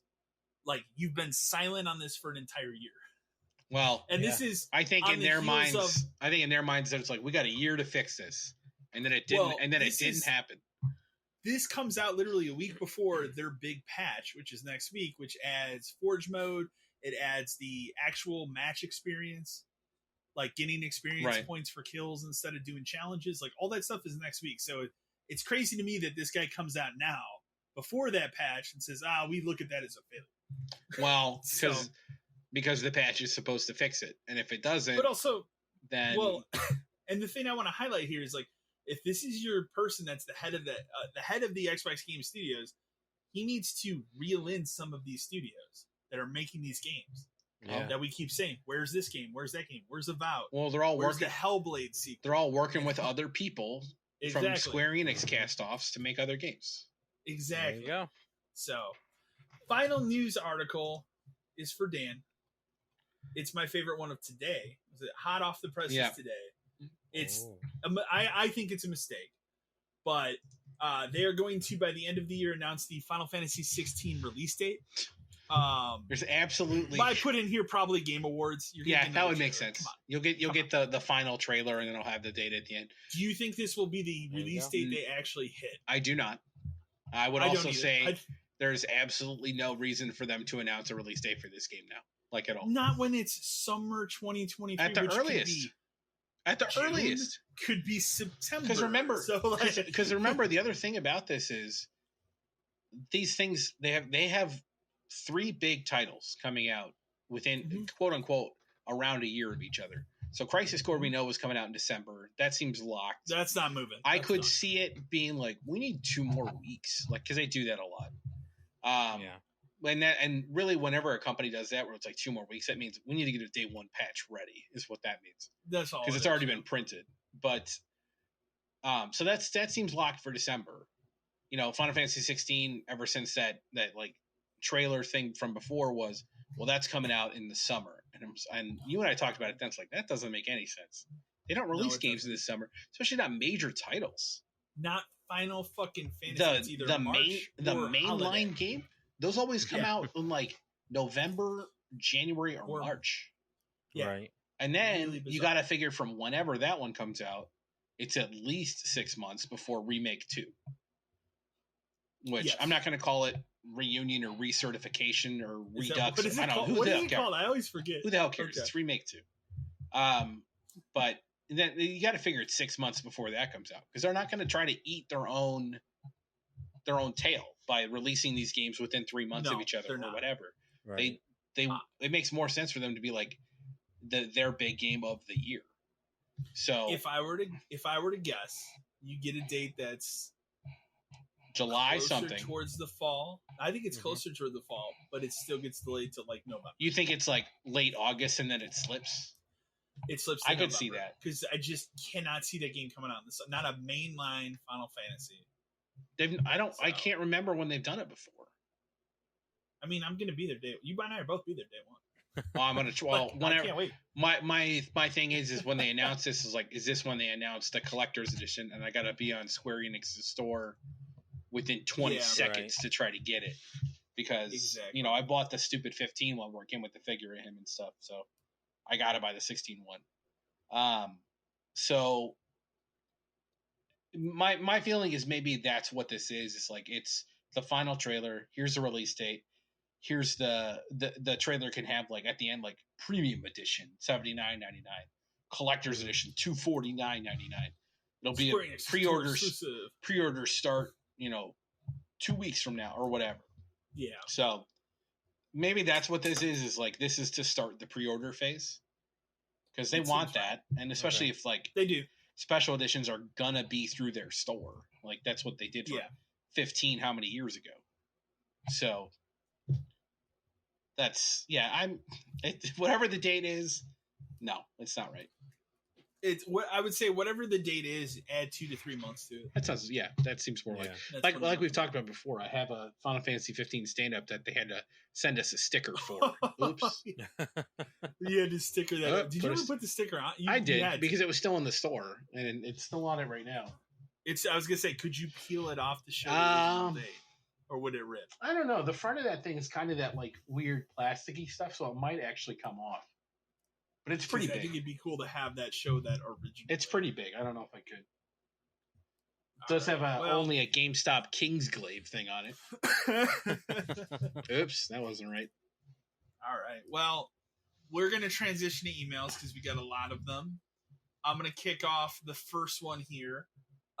This one is more geared towards you two because I don't have children. But I can talk. Yes, exactly. That I know. Don't give me that thought. This comes to us from Blake from Rochester, New York. He says, "Hi guys, love the podcast. I've been listening to it since the episode with Ryan. I have a question for you all. As an adult with 2 kids myself, how do you all find time to actually sit down and enjoy games? Do you all ever suffer from burnout? And if so, what do you do about it? Thanks. So I'll briefly just give my answer because I've suffered from burnout. And then I'll kick it over to both of you. For me, I have other hobbies. Like I buy and repair guitars. There's a lot of nights like I get done with work. My girlfriend works nights, so I might put like I'm in the process of watching every season of Law and Order SVU, so I might just throw that on the TV and plow through like 4 or 5 episodes of that while I repair a guitar that I picked up like really cheap. So Yeah. And recently I've just gotten into buying them and then kind of reselling them on Reverb, which is like eBay for guitars. So that's kind of one of my hobbies. But the other I would say is like if I get like real actual burnout, I will just go watch TV. Like either a TV show that I need to plow through or like if I have various movies I just haven't gotten to that my girlfriend is somehow not interested in, which doesn't happen very often. But when it does, I'll go watch those. Like right now, I have like my comfort food TV shows. Like right now, I'm rewatching King of the Hill for like the 5th time, as well. So that happens a lot. I rewatch Frasier all the time, so I do that once a year. That's like the most comfort food for me for TV. But that's what I do. Like I have other hobbies and stuff, but the guitar stuff's probably the biggest. So like if I'm just in that mood where I'm like, I don't really feel like sitting down and plowing through this game right now. That's what I'll do.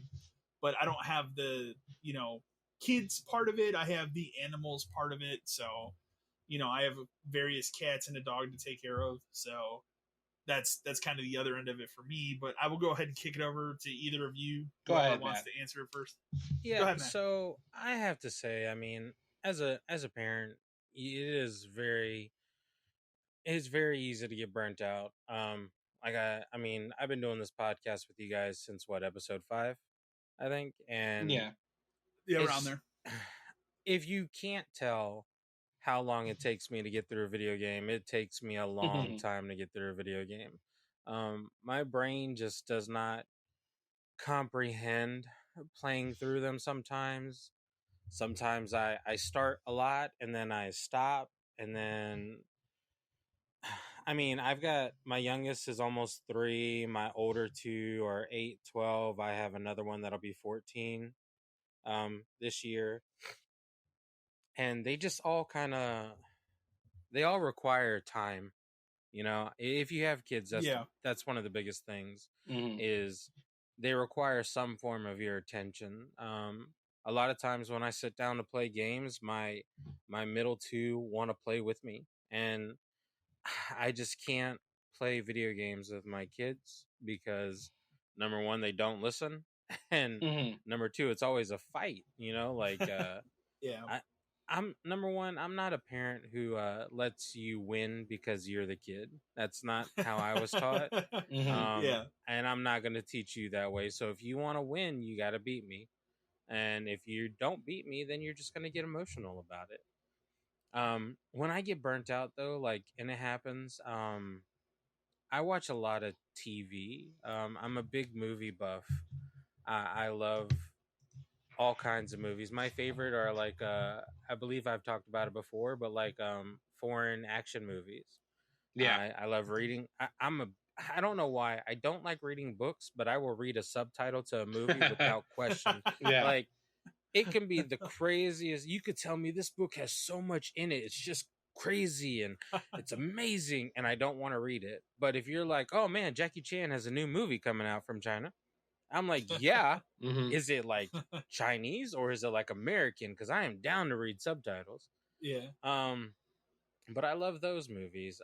I collect pops, so I find myself on Marketplace a lot or Macari and looking for pop collections, which is something I do on the side. I sell them on the side, so it's nice to kind of get that time away too. I don't think the problem is in the video game community, it's you have to feel like you have to beat the game that just dropped. Yeah, I get that a lot. You feel like if you don't, people are like, oh man, what are you doing with your life? Why haven't you finish this. And you want to know a secret, dude? I still haven't played through the first God of War, like the the The reboot that 2018 came out. reboot. Yeah. Yeah, and there's nothing wrong with it. It's a very well done game. Where I'm at is like, there's no problem with the game. It's just myself. I got to this point and I just dropped it, and I haven't gone back to it. And I think I was talking to you about this a while, Kyle. Is like, I think I'm going to end up having to pick it up and restart it to just kind of get myself Yeah. back into that mood I've had to for do it. that before. But I think there's just like this certain stigma with people who play video games who have kids versus people who play video games that don't have kids. And then it kind of also equals out to like where your kids are in their development. Like, like I said, I have a 3-year-old and I can start playing a game and he might be sitting down next to me, like playing on his tablet or like watching TV. And then 10 seconds into the game and it's starting to get intense, he like dive bombs me, and then I lose it. I lose the game, and then I just put my controller down because I'm like, all right, man, look, I guess you want to play tonight, so I guess that's what we're doing. But I feel like you shouldn't have to listen to other people's achievements in game. I mean, Dan, you're a trophy collector along with you, Kyle, the both of you do. I'm just thankful I can get through a fucking game. Like, I mean, real talk. Like, if I get one trophy, I'm excited. You know what it is, though? You know what it is, Phil, for me is like trophies give me a way to like focus on playing exactly. a game. And wanting to see a game through, and like, how do I do this? Is this feasible? I kind of like gets me to like research something and go through it, and like because otherwise, like, I mean, burnout for me is real too. Like there are times where I just like playing a game, any game I have, and like obviously I have a lot. That's because I collect and stuff, but like it just, sometimes games just don't sound fun. They just don't. And it's because, Monday to Friday I wake up early, I get my daughter ready for school, and then depending on my wife's schedule, I have to get my son ready to either be picked up or I got to pick him up after work. And, I just, most of my awake time or normal time throughout the day is occupied by work or kids. And that's my life. And I chose that life, and that's fine. Like finding time to play games is, it's difficult when it's me and the kids because, my son is younger and he always wants to be playing or talking or showing me something, or he loves, I'm thankful because he loves Lego. So like, that's something we can play together and share together. Like I bought a lot of the Mario Legos because, partially because they're Mario, but mainly because like he loves to play with these stupid things because they make noises and they play the music and he can change the outfits and all this kind of stuff. So like we have fun doing that, but playing a game when he's not occupied is all but impossible. My daughter, she's at an age where she's finally starting to get into this stuff, and I'm obviously lucky enough to have a setup where like I have my TV for my games, like the big screen, but I have that Switch Interactive that I took so long ago. So it's like the perfect station to be like, she wants to play Animal Crossing, or she wants to play Kirby, or like she just discovered the fact that I have Stardew Valley installed. So she started playing that already, and she's having a blast. And and like, so she can sit in her corner and play her game, and I can sit over and, kind of off to the side and see what she's doing, and kind of, if she gets stuck, I can walk her through it. So like she and I can find time to game together, but apart, which is nice. But then I still have to manage my son. So like, that's kind of that. Burnout though, it's real, man. Like there are days where, like Matt said, like I used to be the person that bought every game day of release, went home and played it all the time. It's like now I kind of have to pick and choose to like what seems like something I want to play day one. Like Star Ocean, obviously not the best game, but I haven't played a Star Ocean game in a long time, and I'm in an RPG mode right now, so I wanted to play that.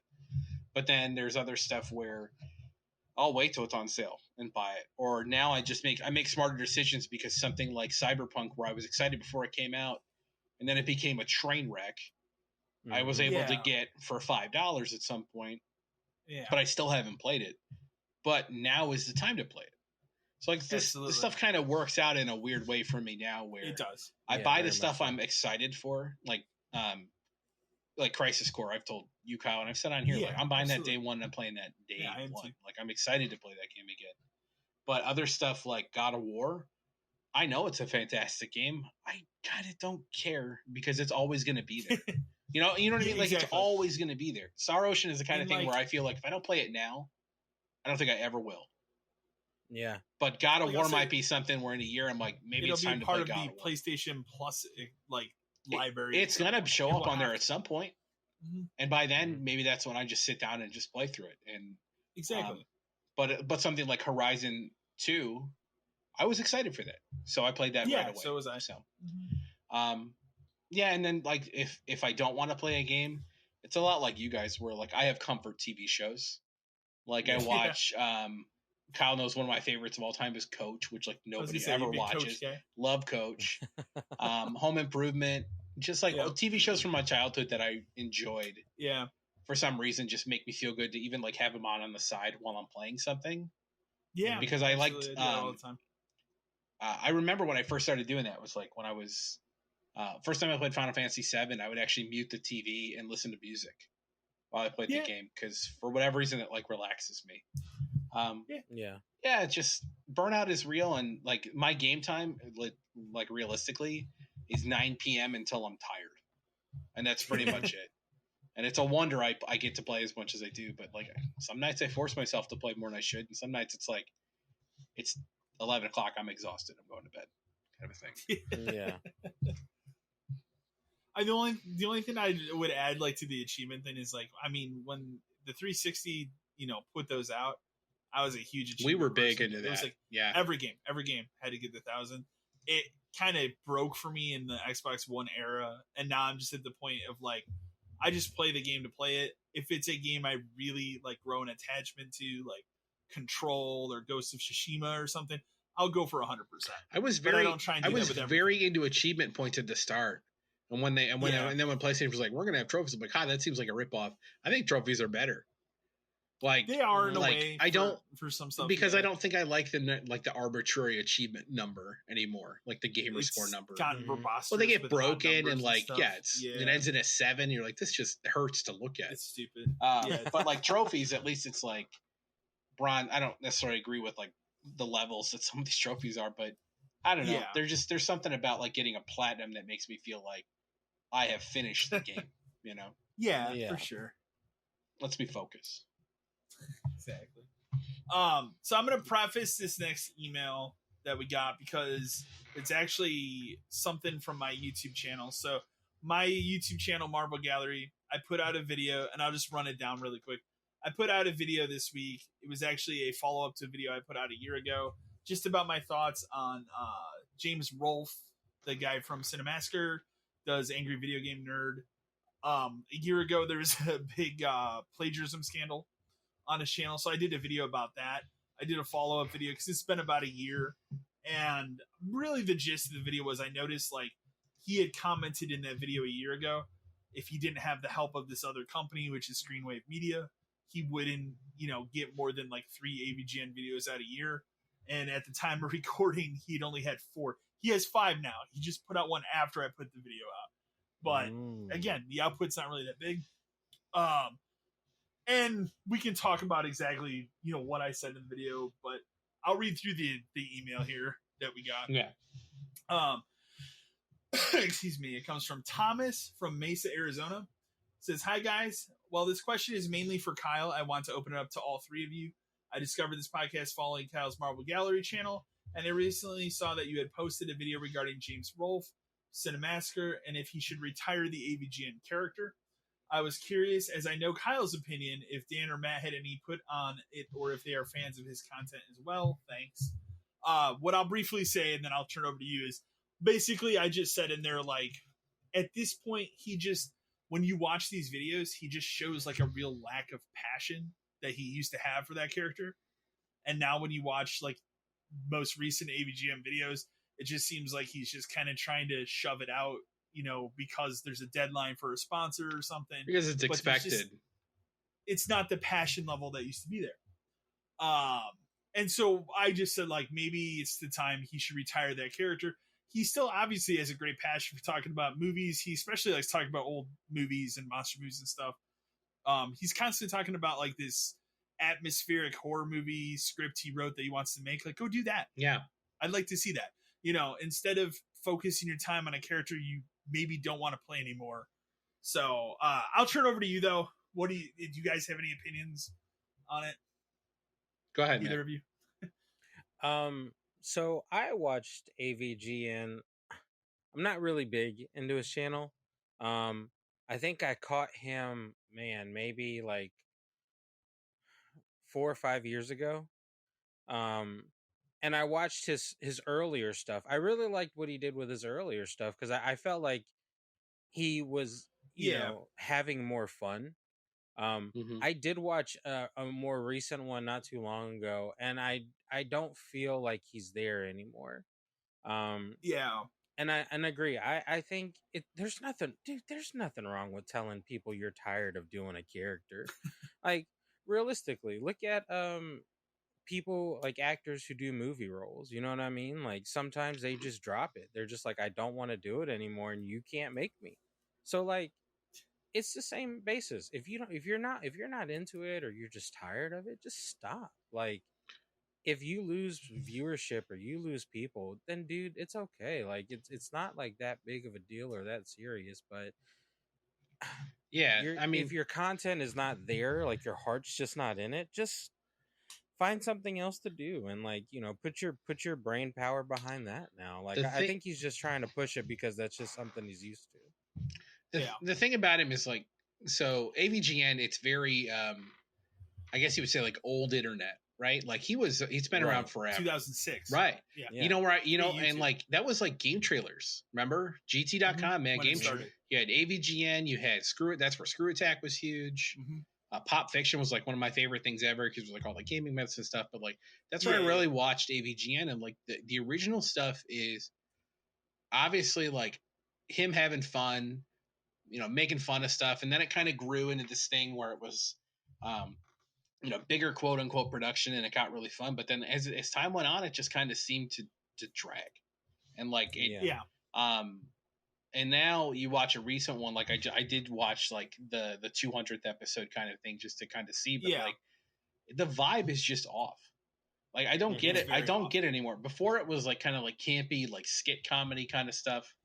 You know, they dress up as characters and all that kind of stuff, and it would make more sense. And then he would get guests and stuff to come on, which was cool. It doesn't feel the same. Like, you want to talk about like retiring the character, the movie should have been it, right? Yeah. He made a whole movie about this character. He did. I have it. I've never watched it. But that's the perfect way to just be like, he's gone, he's off in the sun, because I really started to like him more when he started to like branch out. And he would do like the board. We talked about like board games was fun because it was just like, hey, we're going to play this stupid board game, like Dead End Drive and stuff. Like, that's fun to see. But it also had like a weird, like supernatural aspect. Yeah, it was just like, like, was cool. Yeah, it was still more of like the skit comedy, but playing board games now. And like, he would show weird, like obscure board games. And then there were remember you and I, we would talk about it a lot, where like the video where like, check out the video store I built in my basement. Like, this is awesome. Yeah. Like, do more of this, show more of this, do movie reviews of this. Like, his character, like, he as a person, like, naturally grew, like, showing other interests and stuff, and like stuff that is adjacent to what he was doing. But then he would always go back to the nerd, and he would do it again. And then it seemed like that's a step back. And then, you know, like the spinoff of like, you know, the AVGN-verse, where it's like the Mike Matei guy, my opinion on him goes up and down. And like Aaron plays. He's just a streamer now. Yeah, my opinion goes up and down. It was more fun. It was like when it was the two of them hanging out playing a game.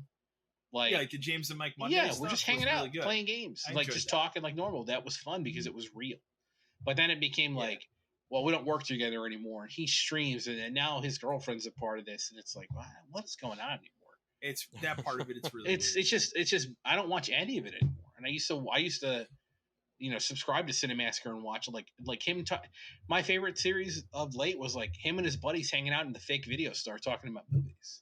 Yeah, that's good content. But obviously AVGN. The reason that ended was COVID. Well, there's that. But obviously the AVGN stuff was the stuff that hit millions of views. 4, 5, 6, 7, 8 million still views. Does. Made video games, movies. He became a viral sensation in a very niche area of retro gaming and stuff. And I feel like he just kind of feels like he has to do it. But you talk about he's got the script for a movie. Man, I'd rather see that. I would too. So I think you're right in that just he needs to let it go. And maybe, 2022's ending soon, man. Make one final one and just be kill him off at the end. He's dead. AVGN Isn't that what he did with Board James? Kind of, I think. Yeah. But just end it. It's over. Not people are people going to miss him? Yeah. But here's some good news. People that you can go watch 200 episodes of it. They still exist. Yeah. Exactly. They still exist. And they're probably, and a lot of those rewatching them is probably better than watching a new one. Well, and the other thing I'll say, and I mentioned in my video too on it, is the other thing that people are down on with it is when the revelation of he doesn't even write the scripts for these anymore. Yeah, that was a bummer when I found that out. So it's he doesn't write the scripts anymore. A lot of the footage that you see of the games is not actually him playing and recording the footage. It's the Screenway Media guys doing that. At the end of the day, he's just an actor, the character, playing a role. Yeah. That's where it's the lack of passion. It was so much better when you could tell it was clearly home produced, and he had to set up a camera on a tripod and then edit all this shit together, and that was so much more fun. Well, and there was all you watch behind the scenes videos to talk about those early days where it's he and that Mike Matei guy had to go out and search for this game, at different flea markets or something to try and find a copy. And this is before. You remember? I think a good one was when they had to find Halloween for Atari. Remember they did a whole thing about you can't fucking find this game. So, but that's the point. Is there was a passion there. Now it's just he's just playing a character, and he seems like he doesn't want to play that character anymore. So maybe just retire him, but continue doing what you like to do on the channel. I don't think anybody's going to tell him to stop making videos. That's not what I want. But show me your video store again. Did you change it? Yeah, I would like to see the video store updated. Again. So, that thing was fucking cool. It is cool as shit. I would like to build one in my basement. So I will help you do that. But yeah, I did. He was just Thomas. He was just curious if you guys had opinions on. Yeah, I love him. I watched him religiously, and I feel like that is past. Yeah, exactly. So, next, this is a fun one. It's a little late because unfortunately the email did come through before Halloween, but obviously it's after Halloween. But still a fun one to answer. Christian from Selma, Ohio says, "Hi all. I was curious, with it being the Halloween season, what are all your favorite scary games, or maybe ones that you would consider hidden gems? Thanks." So you and I have a good one. Yeah, you and I have a good one. You know exactly what it is. It's a great game. Fantastic game. I got a good story about it series. Too. Yeah. Both of them. I love both of them. The first Condemned you can play on PC. You can play it on a modern PC on Steam. The second game is famously only on 360 and PS3, was never re-released. It's a bummer. The second game is really fucking cool too. Has a terrifying sequence with a bear. I like the first one more just because of it set up everything, and the serial killer stuff was cool. So obviously I know you're going to talk about the mannequins. Well, for people who don't know what Condemned is, first off, it's a first person horror game. You're a detective. Yeah, you're a detective. You're no, you're not even a detective. You're a crime scene tech. Remember? That's right. You're because you've got your little gun and stuff. So there's this there's a serial killer in town called the Matchmaker Killer, I think is what it is, right? I think it's that. Yeah. And you're called to the scene, and you have to come in and investigate the thing, and you've got forensic tools and do this stuff. And this game came out in 2005. It was a launch game for the 360. Launch 360 title, which is insane. And I've got a good story about that. I'll get to in a second. I do too, but continue. So it breaks down where you're investigating to get clues, but you have to fight off there's people in the town are the bums in town are going crazy. And there's this other thing about birds and stuff that they're going crazy too, which is this whole other mystery aside from the serial killer thing. the game is fucking wild because like anything is a weapon. Wild. You can rip pipes off of walls. You can rip there are signs pipes, off of walls. 2x4s, locker doors, shovels. It's fucking it was very famous for being one of the first kind of games where it was like almost anything is a weapon. They're set. It's like abandoned office building, abandoned subway. Yeah. My favorite memory of that entire game. So this is my story I have. So this game came out in 2005, launched 360. It's when I was managing my Game Crazy, and I was in Vegas for the conference show. Right. It was a big deal because this was 2 months before the 360 launched. So we had, when we got to like the vendor part, 360 set up everywhere. Like I had to play a 360 2 months before it came out, which was awesome. Yeah. And like, they had all the sports stuff, King Kong, all that other stuff was set up. There's one dude standing in a bay. He's got like 4 systems in this like thing. Nobody's over here like talking to this guy. So I walk over to him, and it's the Sega guy, because it's a Sega game. Yeah, it's a Sega game. And he's got Condemned Criminal Origins. And I was like, well, tell me more about this, because they hadn't really talked about this game a ton. No. But I was like, he was like, oh yeah, he's like, we got it set up, you can play it. The game was done. And he's like, I'll walk you through like the first level. I'm like, all right, cool. So he starts walking me through it. He's like, yeah, he tells me the whole story. You get into this like office building thing. The funny part about the game is you have like a taser, which is very important in the game because you can like stop people from attacking you. My favorite, like it led into the like one of the first moments of the game, which is my favorite parts, is where you hear like a bum like running around, and like the thing about this game is these guys like hide from you. They try to flank you. It's usually pretty dark. They're actually smarter than normal guys. And your guy walks in and he goes, hey man, FBI. And then the guy from around the corner, you just hear him shout, fuck you. And you're like, I was like, what the hell? So then like, and then he like rushes you, and you tase him, and you can like hit him in the face with like a bat. This guy walked me through the whole thing. He's like, yeah, these are forensic tools. The forensic parts are kind of just like silly little like puzzle things. They're not important. Yeah. But it's a story part. Yeah. Sending pictures back to the lab and stuff. As the game goes on, like the serial killer guy like takes an interest in you, and it gets progressively like more violent. I remember the first time, because they don't really tell you about it, but like there's like the special kills on the D-pad. Yeah, or like I knocked. Yeah, there's finishers, and like I hit a guy in the face with a bat, and he dropped down in front of me, and without even realizing, I push up on the D-pad, and he just grabbed this dude by the head and snapped his neck. And I was just like, holy shit. Yeah. And this is 2005. Like this kind of game did not exist. Yeah. No, not at all. No. And like I remember finishing playing and thanking the guy. I'm like, hey man, like that was awesome. I remember finishing and walking over to like a side thing, and I called my store, and I was like, hey man, the 360, you need to do me a favor. You need to call the 360 reserves, because we'd already reserved like the 28 we were going to get or whatever. Yeah. And tell them all they need to come in and reserve this game, because I swear to God, people are going to want this game, because nobody knows about it, but it's going to be like one of the few like non-sports, non-Call of Duty games that you're going to want, because it's something else. We ended up selling a shitload of copies of that game just because I played it. But you go ahead, you tell your story. I was just going to say, so like Condemned, famously, like me and my buddy we talked about on the show before, Ross, we both got our 360s at launch. This was one of the first systems that I remember where you could buy games and controllers and stuff ahead of time. Yeah. Like that stuff was out for like 2 weeks before. Mm-hmm. So he had gone out, he had bought a couple controllers, he bought a bunch of games. One of them was Condemned. And I knew nothing about this game. He knew nothing about it. We just bought it.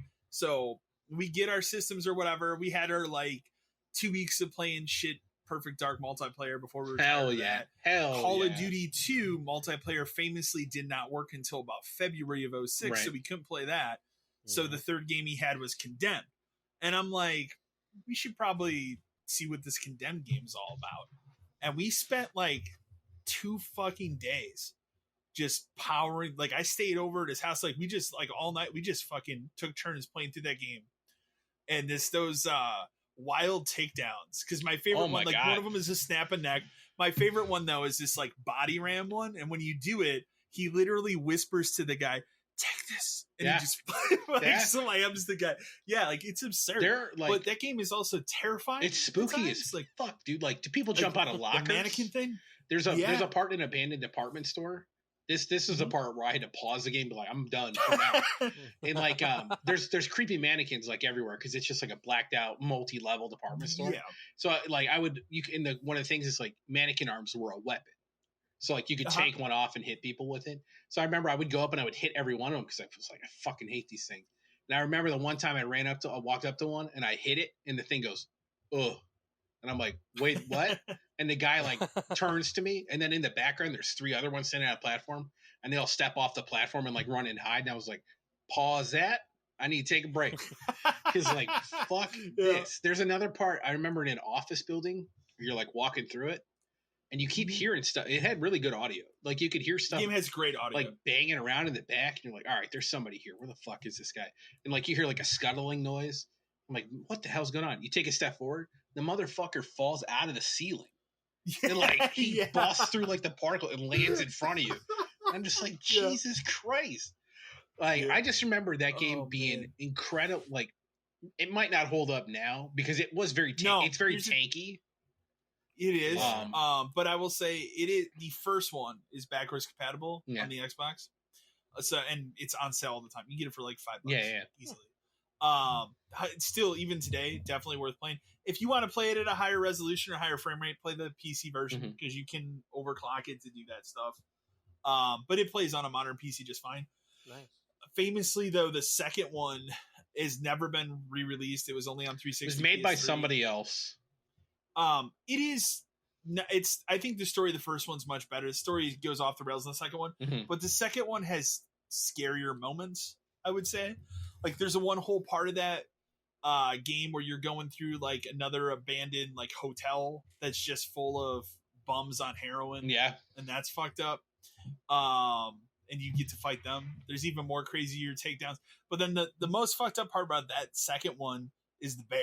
Yeah. Because there's a part later in the game where you're investigating this old hotel out in like some snowy environment. And like you literally take a turn around this corner and there's been like some sort of plane crash or something into this building. And like you turn around this corner and all of a sudden it's just this fucking bear comes chasing you. Like out of nowhere. It's just like, and it just chases you. And it's terrifying. Like still to this day, I remember that. The second game also had like, I would say, not a good multiplayer mode, but I played it. It was funny because it's funny. You were fighting with that combat against other people. Yeah, so you could do that. It's a weird thing. I played a lot of that. Yeah, and the second game also had environmental finishing moves, kind of like if you ever played the THQ Punisher game, where you drag somebody over to like this like washer or like something, a door, bang their head. Yeah. That was pretty cool. Yeah. So, but Condemned 1, fantastic game. I just talking about it again makes me like remember how much I liked that game.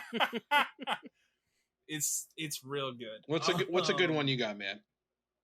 Yeah. Oh man. So when I think of horror game, I haven't played a lot of horror games. But for me, the one that always sticks out for me is just Dead Space 2. I think that because it was a moment where I just wanted to try something different. I liked I thought the shooter, like what I saw of it, the shooter aspect was pretty cool as far as like how it played. But I ultimately always remember playing with my headphones in because I was I think at that point I was living with like roommates and they worked awkward schedules and I was like, all right, I got to put my headphones in to actually play this game. And I remember one time I put my headphones in and I loaded up the game and I started walking and I just heard like and I was like, where did that come from? And like I remember actively turning around and then I was like, you know what? No, I'm not going to do this to myself. Not tonight. And I remember putting the controller down and walking away. But I think for me, that game is a standout horror game in my eyes. I've been recently buying more horror games. Yeah. And so like, I am kind of interested in playing. I am wanting to play through more of them. I do remember seeing Condemned, but when it came out or when it dropped, I don't remember anybody talking about it. Nobody did. That's the problem. It was we only sold it because I got to play it. I can tell you that much. Like because I was able to experience, and I think I give a lot of credit to the guy who like walked me through it. Like the Sega guy, he was like, "Let me show you everything you can do," and I'm just like, "Jesus, man, this game is nuts." For 2005. Yeah, and so I wouldn't think I have known might. it if my buddy didn't buy Right. it. So So if it's on sale, though, shit, I might just have to buy it and try it out. If Yeah, you can get it's it for fully like backwards compatible. $5, it's fun to even just like check it out for a couple hours. I would even It's say when wild. we're done recording, you should go check because I think they still have that Halloween sale going on. The All right, Xbox. I'm down. It's I'm gonna go do probably that. in there. What a fantastic. Other game. quick ones, The just only, like top of the head, yeah, would be like, Yeah, go for it. like I like Clock Tower 3 a lot, just because that game is yeah, wild. I like Haunting Ground. Haunting more, Ground is good. but same premise. You and I talked about it, where like Obscure had a really good idea, but it didn't really pay off. But it was a cool game, Idea. like a cool idea. Yeah, Basically, the faculty, the game. for sure. I just had one and I forgot it. There was I'm trying like more recent. I mean, you can always mention like Resident Evil and stuff. I mean, those are more common. I mean, obviously, I play Resident Evil all the time. And I would say more recent entries are not scary, but Yeah, I mean, we're talking about like weirder shit, hidden gems. Yeah, like weird shit. There's Condemned is like the best one I can think of because it's just not enough people played it, not enough people knew about it. It was scary as hell, dude. It's scary as hell. And like I said, if Ross hadn't bought that game, like I probably would have gravitated toward it later because I would have went to the video store at the time. They were still open. Could have got it from my Hollywood Video, dog. Exactly. But like I said, that was just, he bought it because it was not a sports game. It was something right. else. It was something else because the launch was rough. It was basically you had Perfect Dark and Call of Duty, a lot of sports, and then stuff like Condemned and Cameo, and that was kind of it. So like Condemned was a great like other title to buy. Absolutely. But that's kind of our answers on those. We'll keep it short and sweet on that. Next question we have, or next email I should say we have here. We're gonna start cutting into some GameStop emails. Let's see here. Kent from Oakland, California. Hi all. I just wanted to throw my 2 cents into the ring here on the stories that were shared regarding deaths in GameStop stores. Former manager here. While I never experienced something like this, I'm also not surprised that it's something that's happened more than once at this shit company known as GameStop. I can attest to how terrible things can become at the store manager level when you don't abide by the district leader. I've never experienced a level of anxiety and stress at any other job in my life than what I experienced working for GameStop. I would equate it to being in an abusive relationship where you continue to kid yourself that they actually care about you as an individual. How many times I can recall staying late, covering another employee's shift because my store was a revolving door of talent. Put talent in quotations. I thought that was funny. So many useless goals that would be set up with goalposts. They continue to move further and further away from reality. The best thing you can ever do for yourself is to get out of GameStop at whatever level you are at. Stop kidding yourself. This is somehow the apex of video game retail culture. This isn't Funkoland. GameStop is missing the fun in that title.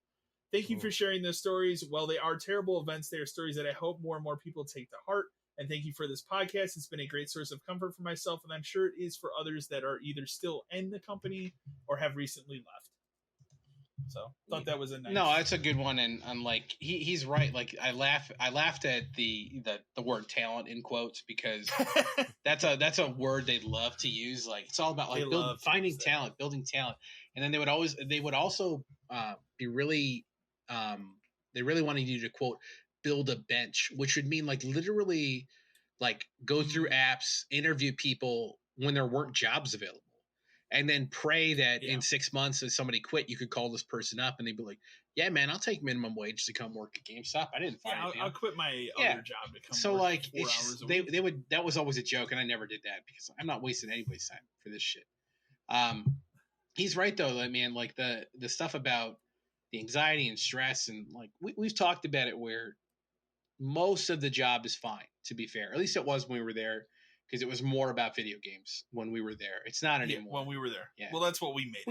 We made it about video games and about like and just selling stuff and not trying to make it a nightmare, but like, you know, your district leader makes it a nightmare. Your regional makes it even worse. Yeah. And you know, you have to fight about everything, and the people, like he talks about like people that kid themselves that like this job cares about you. He's right. Like they dangle pizza parties in front of you, and they dangle other incentives, and he's right about like giving you ridiculous goals to hit, and then you make a mistake and you hit it, and then they're like, well, you can hit it, right? So double it. So it's like now you need 40% pro for this week, or like, hey, it's pro day. You need 20 cards today. Okay, but there's no deals. Like the deals all suck. Yeah. So how am I supposed to do that? Like your Black Friday numbers aren't great. It's like other people have better deals. Like I don't understand what you're talking about. I get that there are people that still work there that enjoy it and like on most of a level, but everybody deep down knows what the problems are with that. You take 2 minutes to look at the Reddit and you'll see it. But I don't understand the people who are like just overwhelmingly positive. Hey man, this is my sales pitch for GPGs. I read it's like, don't call it a warranty, or that, just call it like a protection plan.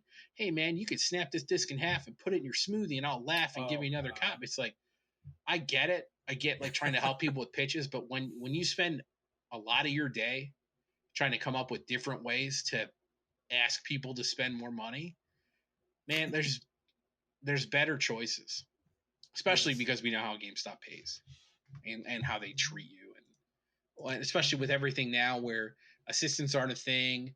Every manager's running 2 stores for the holiday. Like the district, I was in just got reshuffled again, where there's now like, I think there's like 6 SL2s. And one of them that just became one is someone who I know personally and should never be one. This is someone that I went to their store multiple times to fix it. Okay. So now they're supposed to run 2. They barely pay attention at their original store. Now they're supposed to run 2.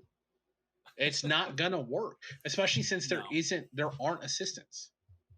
Like it's nuts. I'm not surprised it's gone that way, because I'm not either. Cuts especially costs. as a cost cutting measure, it makes sense. But like they don't have to pay two store leaders anymore. No, that's what that became. But yeah, that's crazy. Regardless, we're happy that you took that to heart. Yes. Thank you for the email, Count. We appreciate it. Rough stories, but stories that need to be told. Yes. Next email we have is from a current manager, so I redacted the location. Witness protection from redacted. Yeah, for his protection. Hi all, current GameStop manager here. Need to vent on something, and maybe you can all provide me with some advice.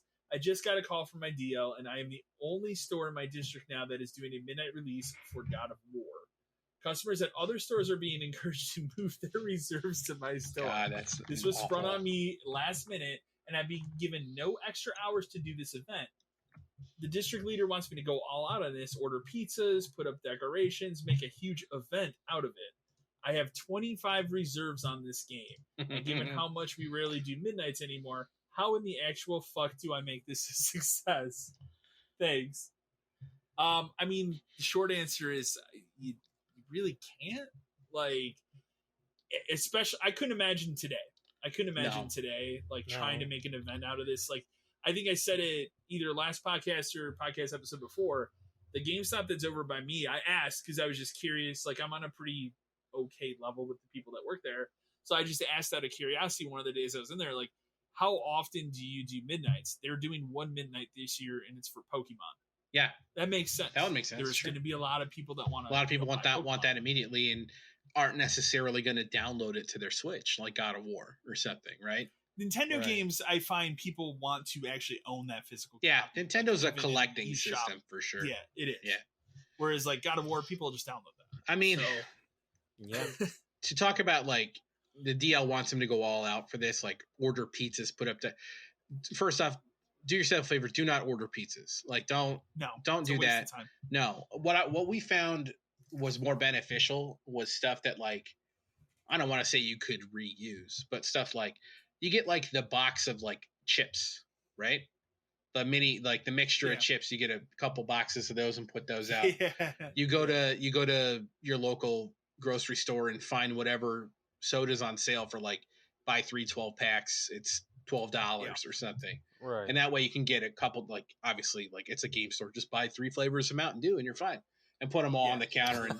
And but stuff that's like holes that like if it doesn't sell or if not everybody takes it, then you have it for yourself at work. Buy stuff you want or your employees. Yeah, or your employees that are working or whatever. Pizzas. I think we only ever did it a couple times, but they go to waste. Did it once or twice, but it's a mistake. There's no guarantee that you're going to have people or enough people going to show up. Yeah, and then it's all it is you and your employees taking the pizza, right? Or trying to get rid of it and like telling people like, just take this fucking pizza. Decorations, putting up decorations. I always kind of hated that, but the simplest answer for decorations is I'll tell you that like you've got promo art, make as many cases as you can, put them everywhere. You've got posters for God of War, I'm sure. Put them up everywhere. Put them in the window. Put them in the door. Like make it the front thing. You probably have your stupid table or whatever that you have to keep on hand in the back in case you got to set up for some stupid clearance event. Yeah, pimp that out, and then you know what? Streamers, a $1 thing of streamers goes a long way. Sure. God of War, go get a couple different blues and a white, and and stream them up all over the place, and they're reusable. Maybe this is for me an experience, but don't get balloons. Don't get balloons. And if you do get balloons, do not leave them in the store overnight. No, yeah, or your alarm goes off. What a nightmare! Yeah. The problem with Grant's situation is like if he's the only one, if his DL is the kind of person who says go all out and like he gives a damn, he's coming. Oh, he's absolutely. coming. So you gotta do something. But like I said, like non-perishable stuff. You know what, dude? Go right now. Stop. Pause the podcast. Go to Walgreens or whatever. Halloween candy's on sale. Yeah, all of it's on sale. Oh, yeah. It's everything's clearing. Go buy even if it's Halloween candy you don't like or it's just like it's the bad shit. Who cares? Yeah. Get it. Get a bucket and write God of War on it or something, or put like Spoils of War. There you go. The thing is like if your DL is doing this, like cheese it up, right? Yeah. Like make it dumb. Like even if you think it's dumb, they'll love it because that's what the point is. But go cheap. Like I said, streamers go a long way. You can get a roll of it and put it everywhere. Non-perishable things like Halloween candy go a long way. You could That's a good idea. I didn't even think about man. That. Yeah. Like get 2 buckets or something. If you're going to a place that has Halloween stuff, they probably got a skull or something. Can you make that into a bucket? Boom, you killed this dude. Like, you know what I mean? Like really lean into it, but don't kill yourself. Like It got to a point where as our stuff wound down in terms of like doing stuff for midnights, I would say that like we kind of gave up, and it was more about just like putting up posters, putting up pictures. Come get your game. Do what you can to like have something playable. Maybe they won't let you put the new one in, although Sony was generally okay with that. Get a way to put the first one in, right? The only concern I would say about that is day one patch. No, that's what I'm saying. Do the first one. That's why I would do that. Yeah, maybe. So put the first one up because we would always try to do stuff like that if it was relevant to it. If it was a Borderlands 3 midnight, put Borderlands 2 on the TV we had. It doesn't matter. Yeah, make it themed that way. The other thing we used to do too was we would cut the store in half sometimes. Remember, like we would turn stuff where it's like, just don't go past this point, depending on what it was, like to kind of shorten it. So it's like you're here for midnight, like get in, get out. Yeah, right. Those are a couple things that we would do to kind of like cheat, I guess, but. Do not buy food. Don't buy pizzas. No, buy that Halloween candy. Halloween candy, bags of chips, some pop, and a case of and a case of water. There you go. Good question. We wish you good luck. Good luck. Email us back in after. Tell us something. Yeah, let us know what you did and how it went. I want to know. Yeah, I would like to know. Let's see. I think we have 2 emails left. Mm-hmm. Next email we have not a GameStop email. Comes from Rick from Westchester, Pennsylvania. Hey guys, was curious if you think there is a Sony bias in the critical reception of video games. I notice more often than not, publications are quick to hand out 10 out of 10 scores for Sony first-party titles. Recent examples include Ghost of Tsushima, Last of Us Part 2, don't get me started on that, Horizon Forbidden West, and now God of War Ragnarok. With the exception of Last of Us 2, all these games are open-world third-party action-adventure games that have a checklist of things to do and collect. while they are very well made games, I find it hard to believe that no one out there is pointing this out.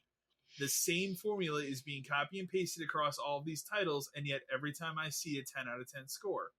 On the flip side of this, I can't recall the last time a Microsoft first-party title has received such praise. It's because when was the last time they released the first-party title? They do that to themselves. Titles like, excuse me, titles like Sea of Thieves and Grounded are pushing new boundaries in how multiplayer and co-op work, yet I never see any praise for something different like this. Did the 2013 Xbox One reveal fiasco really garnish so much hate from the video game critics that it's just never forgotten? Thanks for listening to me ramble. I love the podcast. There's a lot to this. There's a lot to this. I want to point out something interesting because I happened to see an article about it today in terms of Grounded. There are 13 million people playing. Yeah, but it's way higher than I would have ever. But so it doesn't get a lot of coverage. It doesn't get a lot of coverage, and that's also Game Pass.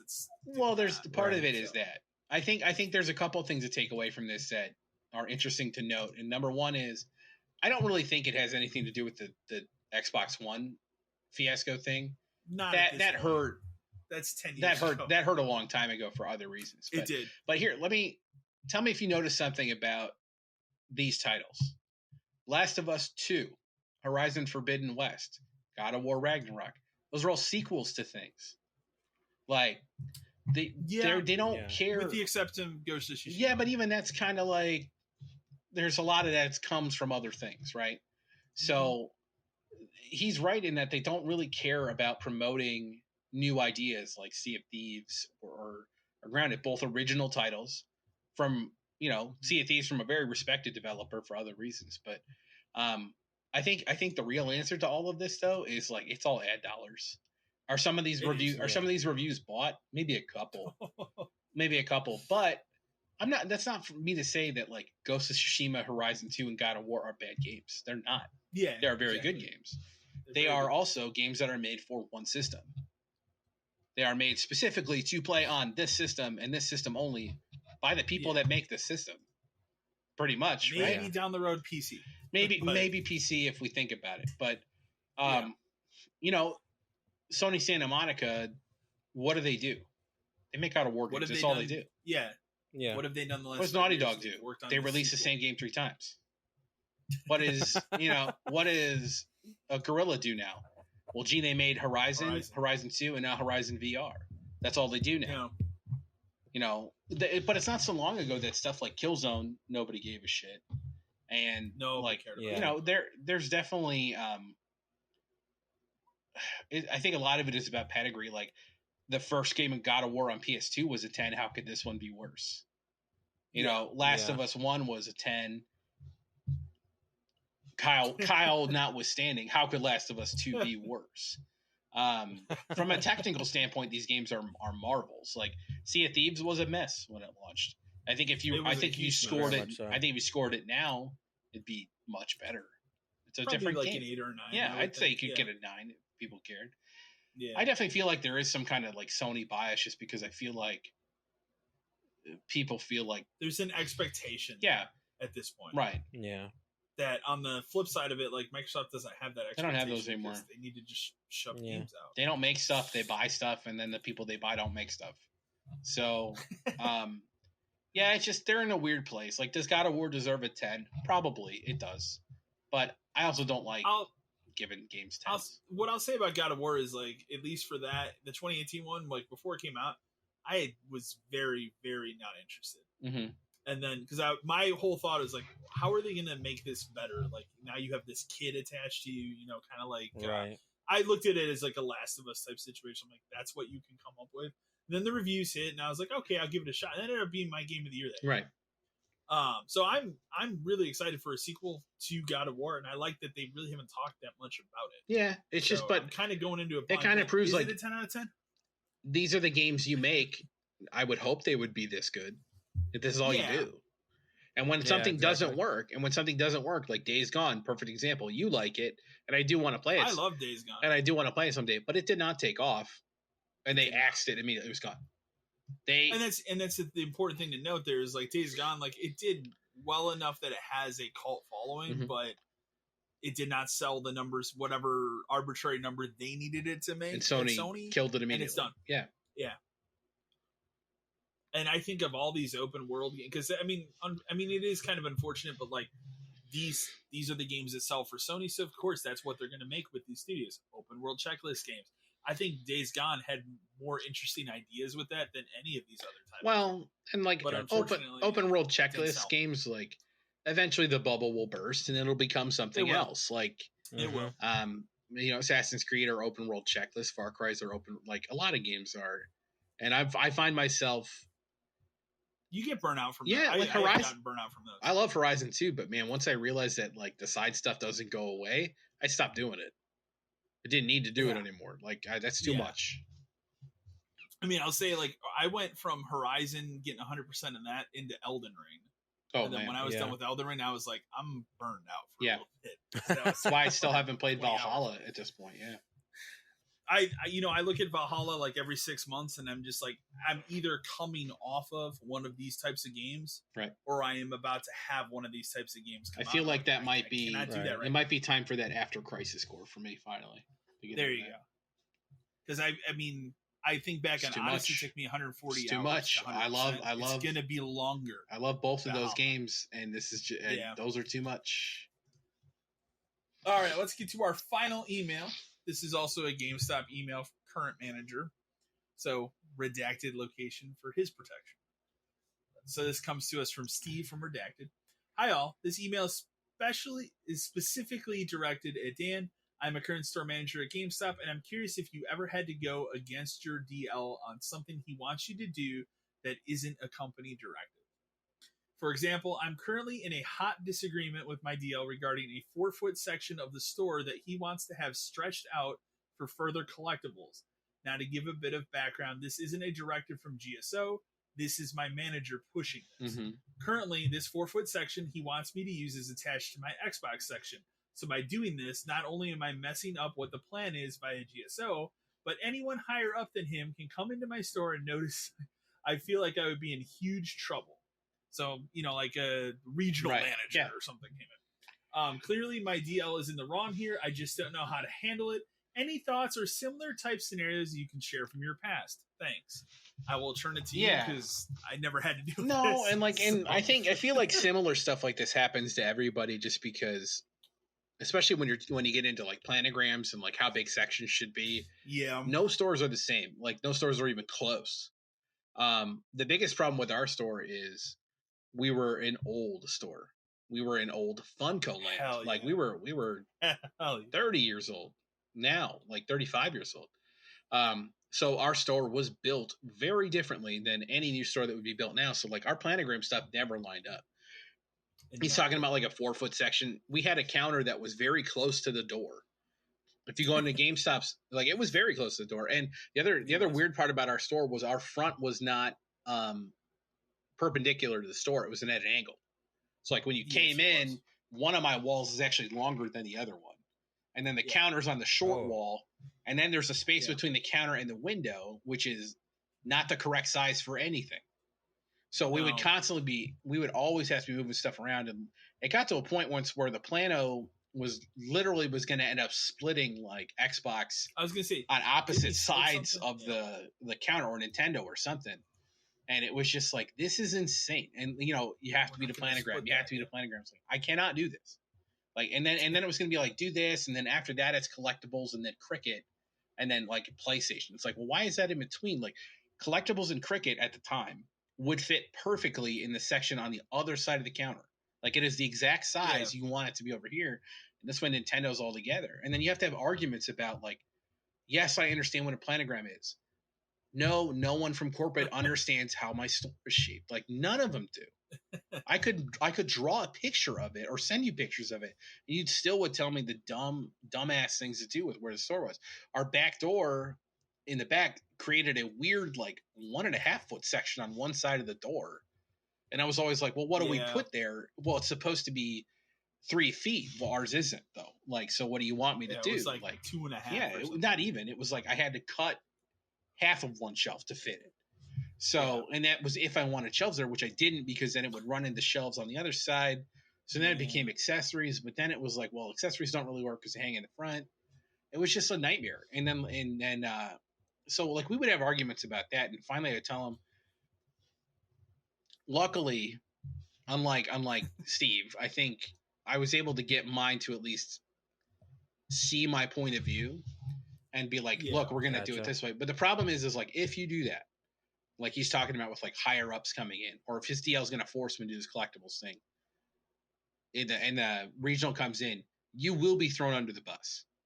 You will your DL will take you, lie you down on the floor, and then go get in the bus and run you over with it to prove that you screwed up and not him. Yeah. So your only defense for that kind of stuff is whatever he's going to make you do, or whatever agreement you come to, if it's not going to be planned and it's not going to make that every store looks identical, because that's the only thing they've ever wanted, you have to make a plan in your head for why it is the way it is and be able to tell that story to everyone that comes in. Like you have to like, well, why is this set like this? And you have to go, well, we have it set up this way because XYZ, and we found that if we do it like this and we set it like this, and if I have someone lead them over to this section, it's done this. So you have to be able to explain everything you do. At one point they wanted, when collectibles started to grow, it was supposed to be on the wall opposite of where that 6 foot like dead section was in my store. But because of the way the angle worked, it didn't make any sense because we couldn't run shelves all the way to the end. That was like dead area for us because of the weird like angle it was at. So a lot of times we would shove an interactive in there. Plus we had the gate. So you'd shove like an interactive of like a broken gate, which was broken the entire time I worked there, and they would never fix it. Remember, it did not have a lock in it. Even when we had an LP guy in the back. Even when we had an LP, even when I showed it to an LP guy and said, "Can I get this fixed?" They said no. Damn. They were fucking lazy as hell. But so anyway, this like the collectibles was supposed to go over here, but it was supposed to be a brand new 6 foot section. Well, gee, wouldn't it make more sense if it was on the opposite wall in a dedicated 6 foot collectible section? It's not touching anything else. It's directly next to the counter. Our counter was one that was like cut off, so we had to leave through one end. A lot of them now, they're open at both sides. Okay. But you could literally be like, hey, we have all these new collectibles. They're right here. They're by the door. They're in their own section. It'd be easier to put like, we had a little like shelf on the wall below the counter we could put stuff on. But again, for me to do that, I had to make a reason, like have a specific reason why I was doing it that way, show what I was doing to not only do it that way, but to do it better that way. Because that's the other important part. Like it has to be better than what they thought. And you have to be able to back that up. That being said, I would imagine at some point, like Steve, I'm not saying this for any other reason, but like you're probably going to have to do what he says, just because the DL is going to be the one who yells at you every day about it. Whereas, is the regional going to come to your store? I got psyched into believing a regional was going to come to my store probably a dozen times, and it happened 3. Like they it's a scare tactic. Or like there was one time where they were like, who was it? Was it the vice president of the company was in town? Something like that. And they were like, is that where you were owed the dinner? No, that was just a regional thing. Okay. But there was one where it was like the vice president's in town. So it was like an all hands on deck, call somebody else in. Like, it was like a nightmare scenario because it's like he comes in and he finds something wrong. And man, you're going to get a talk from him. You're going to get the stare from the regional who's with him. And then your DL is going to be saying, oh, I'm sorry. He doesn't get it. I'll have a meeting with him. And then you're going to have to sit through a fucking 2-hour talk with him about how you fucked up. And it's like, it's just like the shit the way the shit came down in that place was real. Like, it's so real. For sure. I remember a good example of like regionals want things to be their way and only their way. And even if it means nothing to anyone else. The first time I ever met one at that company was when I was working at the first store I started at. So you know that one, Kyle. Not the other one, but the other one. And he came in. This one, he had a PS3 interactive. I did not know who he was. I was working with my buddy Kenny. Did not know who he was. He walked in, didn't say a word. He walked over to the PS3 interactive, which is very important to note. The back of it faced a wall, so you could not see it, but it had this weird like curved angle to it.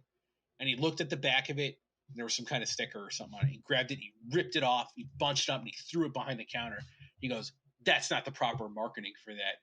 And I kind of like looked at Kenny, my boss at the time, and went, "What in the hell is going on?" It's like just like with my eyes in him. And he's like, "Oh yeah, blah blah blah." And like it's important to note that we didn't maintain those. That was a Sony thing, so it wasn't even us, and you couldn't see it. But like that's the first impression you give to me as your employee. Oh man, yeah. Oh man, I don't want to have anything to do with you ever. That guy ended up getting fired because he was a shithead. Or no, he got down like something where they merged something. And it was like, oh, your position doesn't exist anymore. And we're like, good. Yeah, that's a favorite they like to pull. So yeah, when this thing eventually happens, maybe talk with your DM about it. Be like, okay, if we're gonna do this, I need to know exactly why we're going to do this way so that I can take advantage of it and I can speak to it. Because remember, always speak to it. Have your scorecard on a clipboard and bring it up to him and be able to speak to it every time. Yeah. What does this mean? What does this mean? What does that mean? Why is this better for the store? So you have to have arguments ahead of time. You're not gonna be able to get anything in writing about this was your district, your DL's idea, because he'll be like, well, no, that was something we tossed around and I didn't explicitly tell them to do it. Yeah, because they love to pull that shit.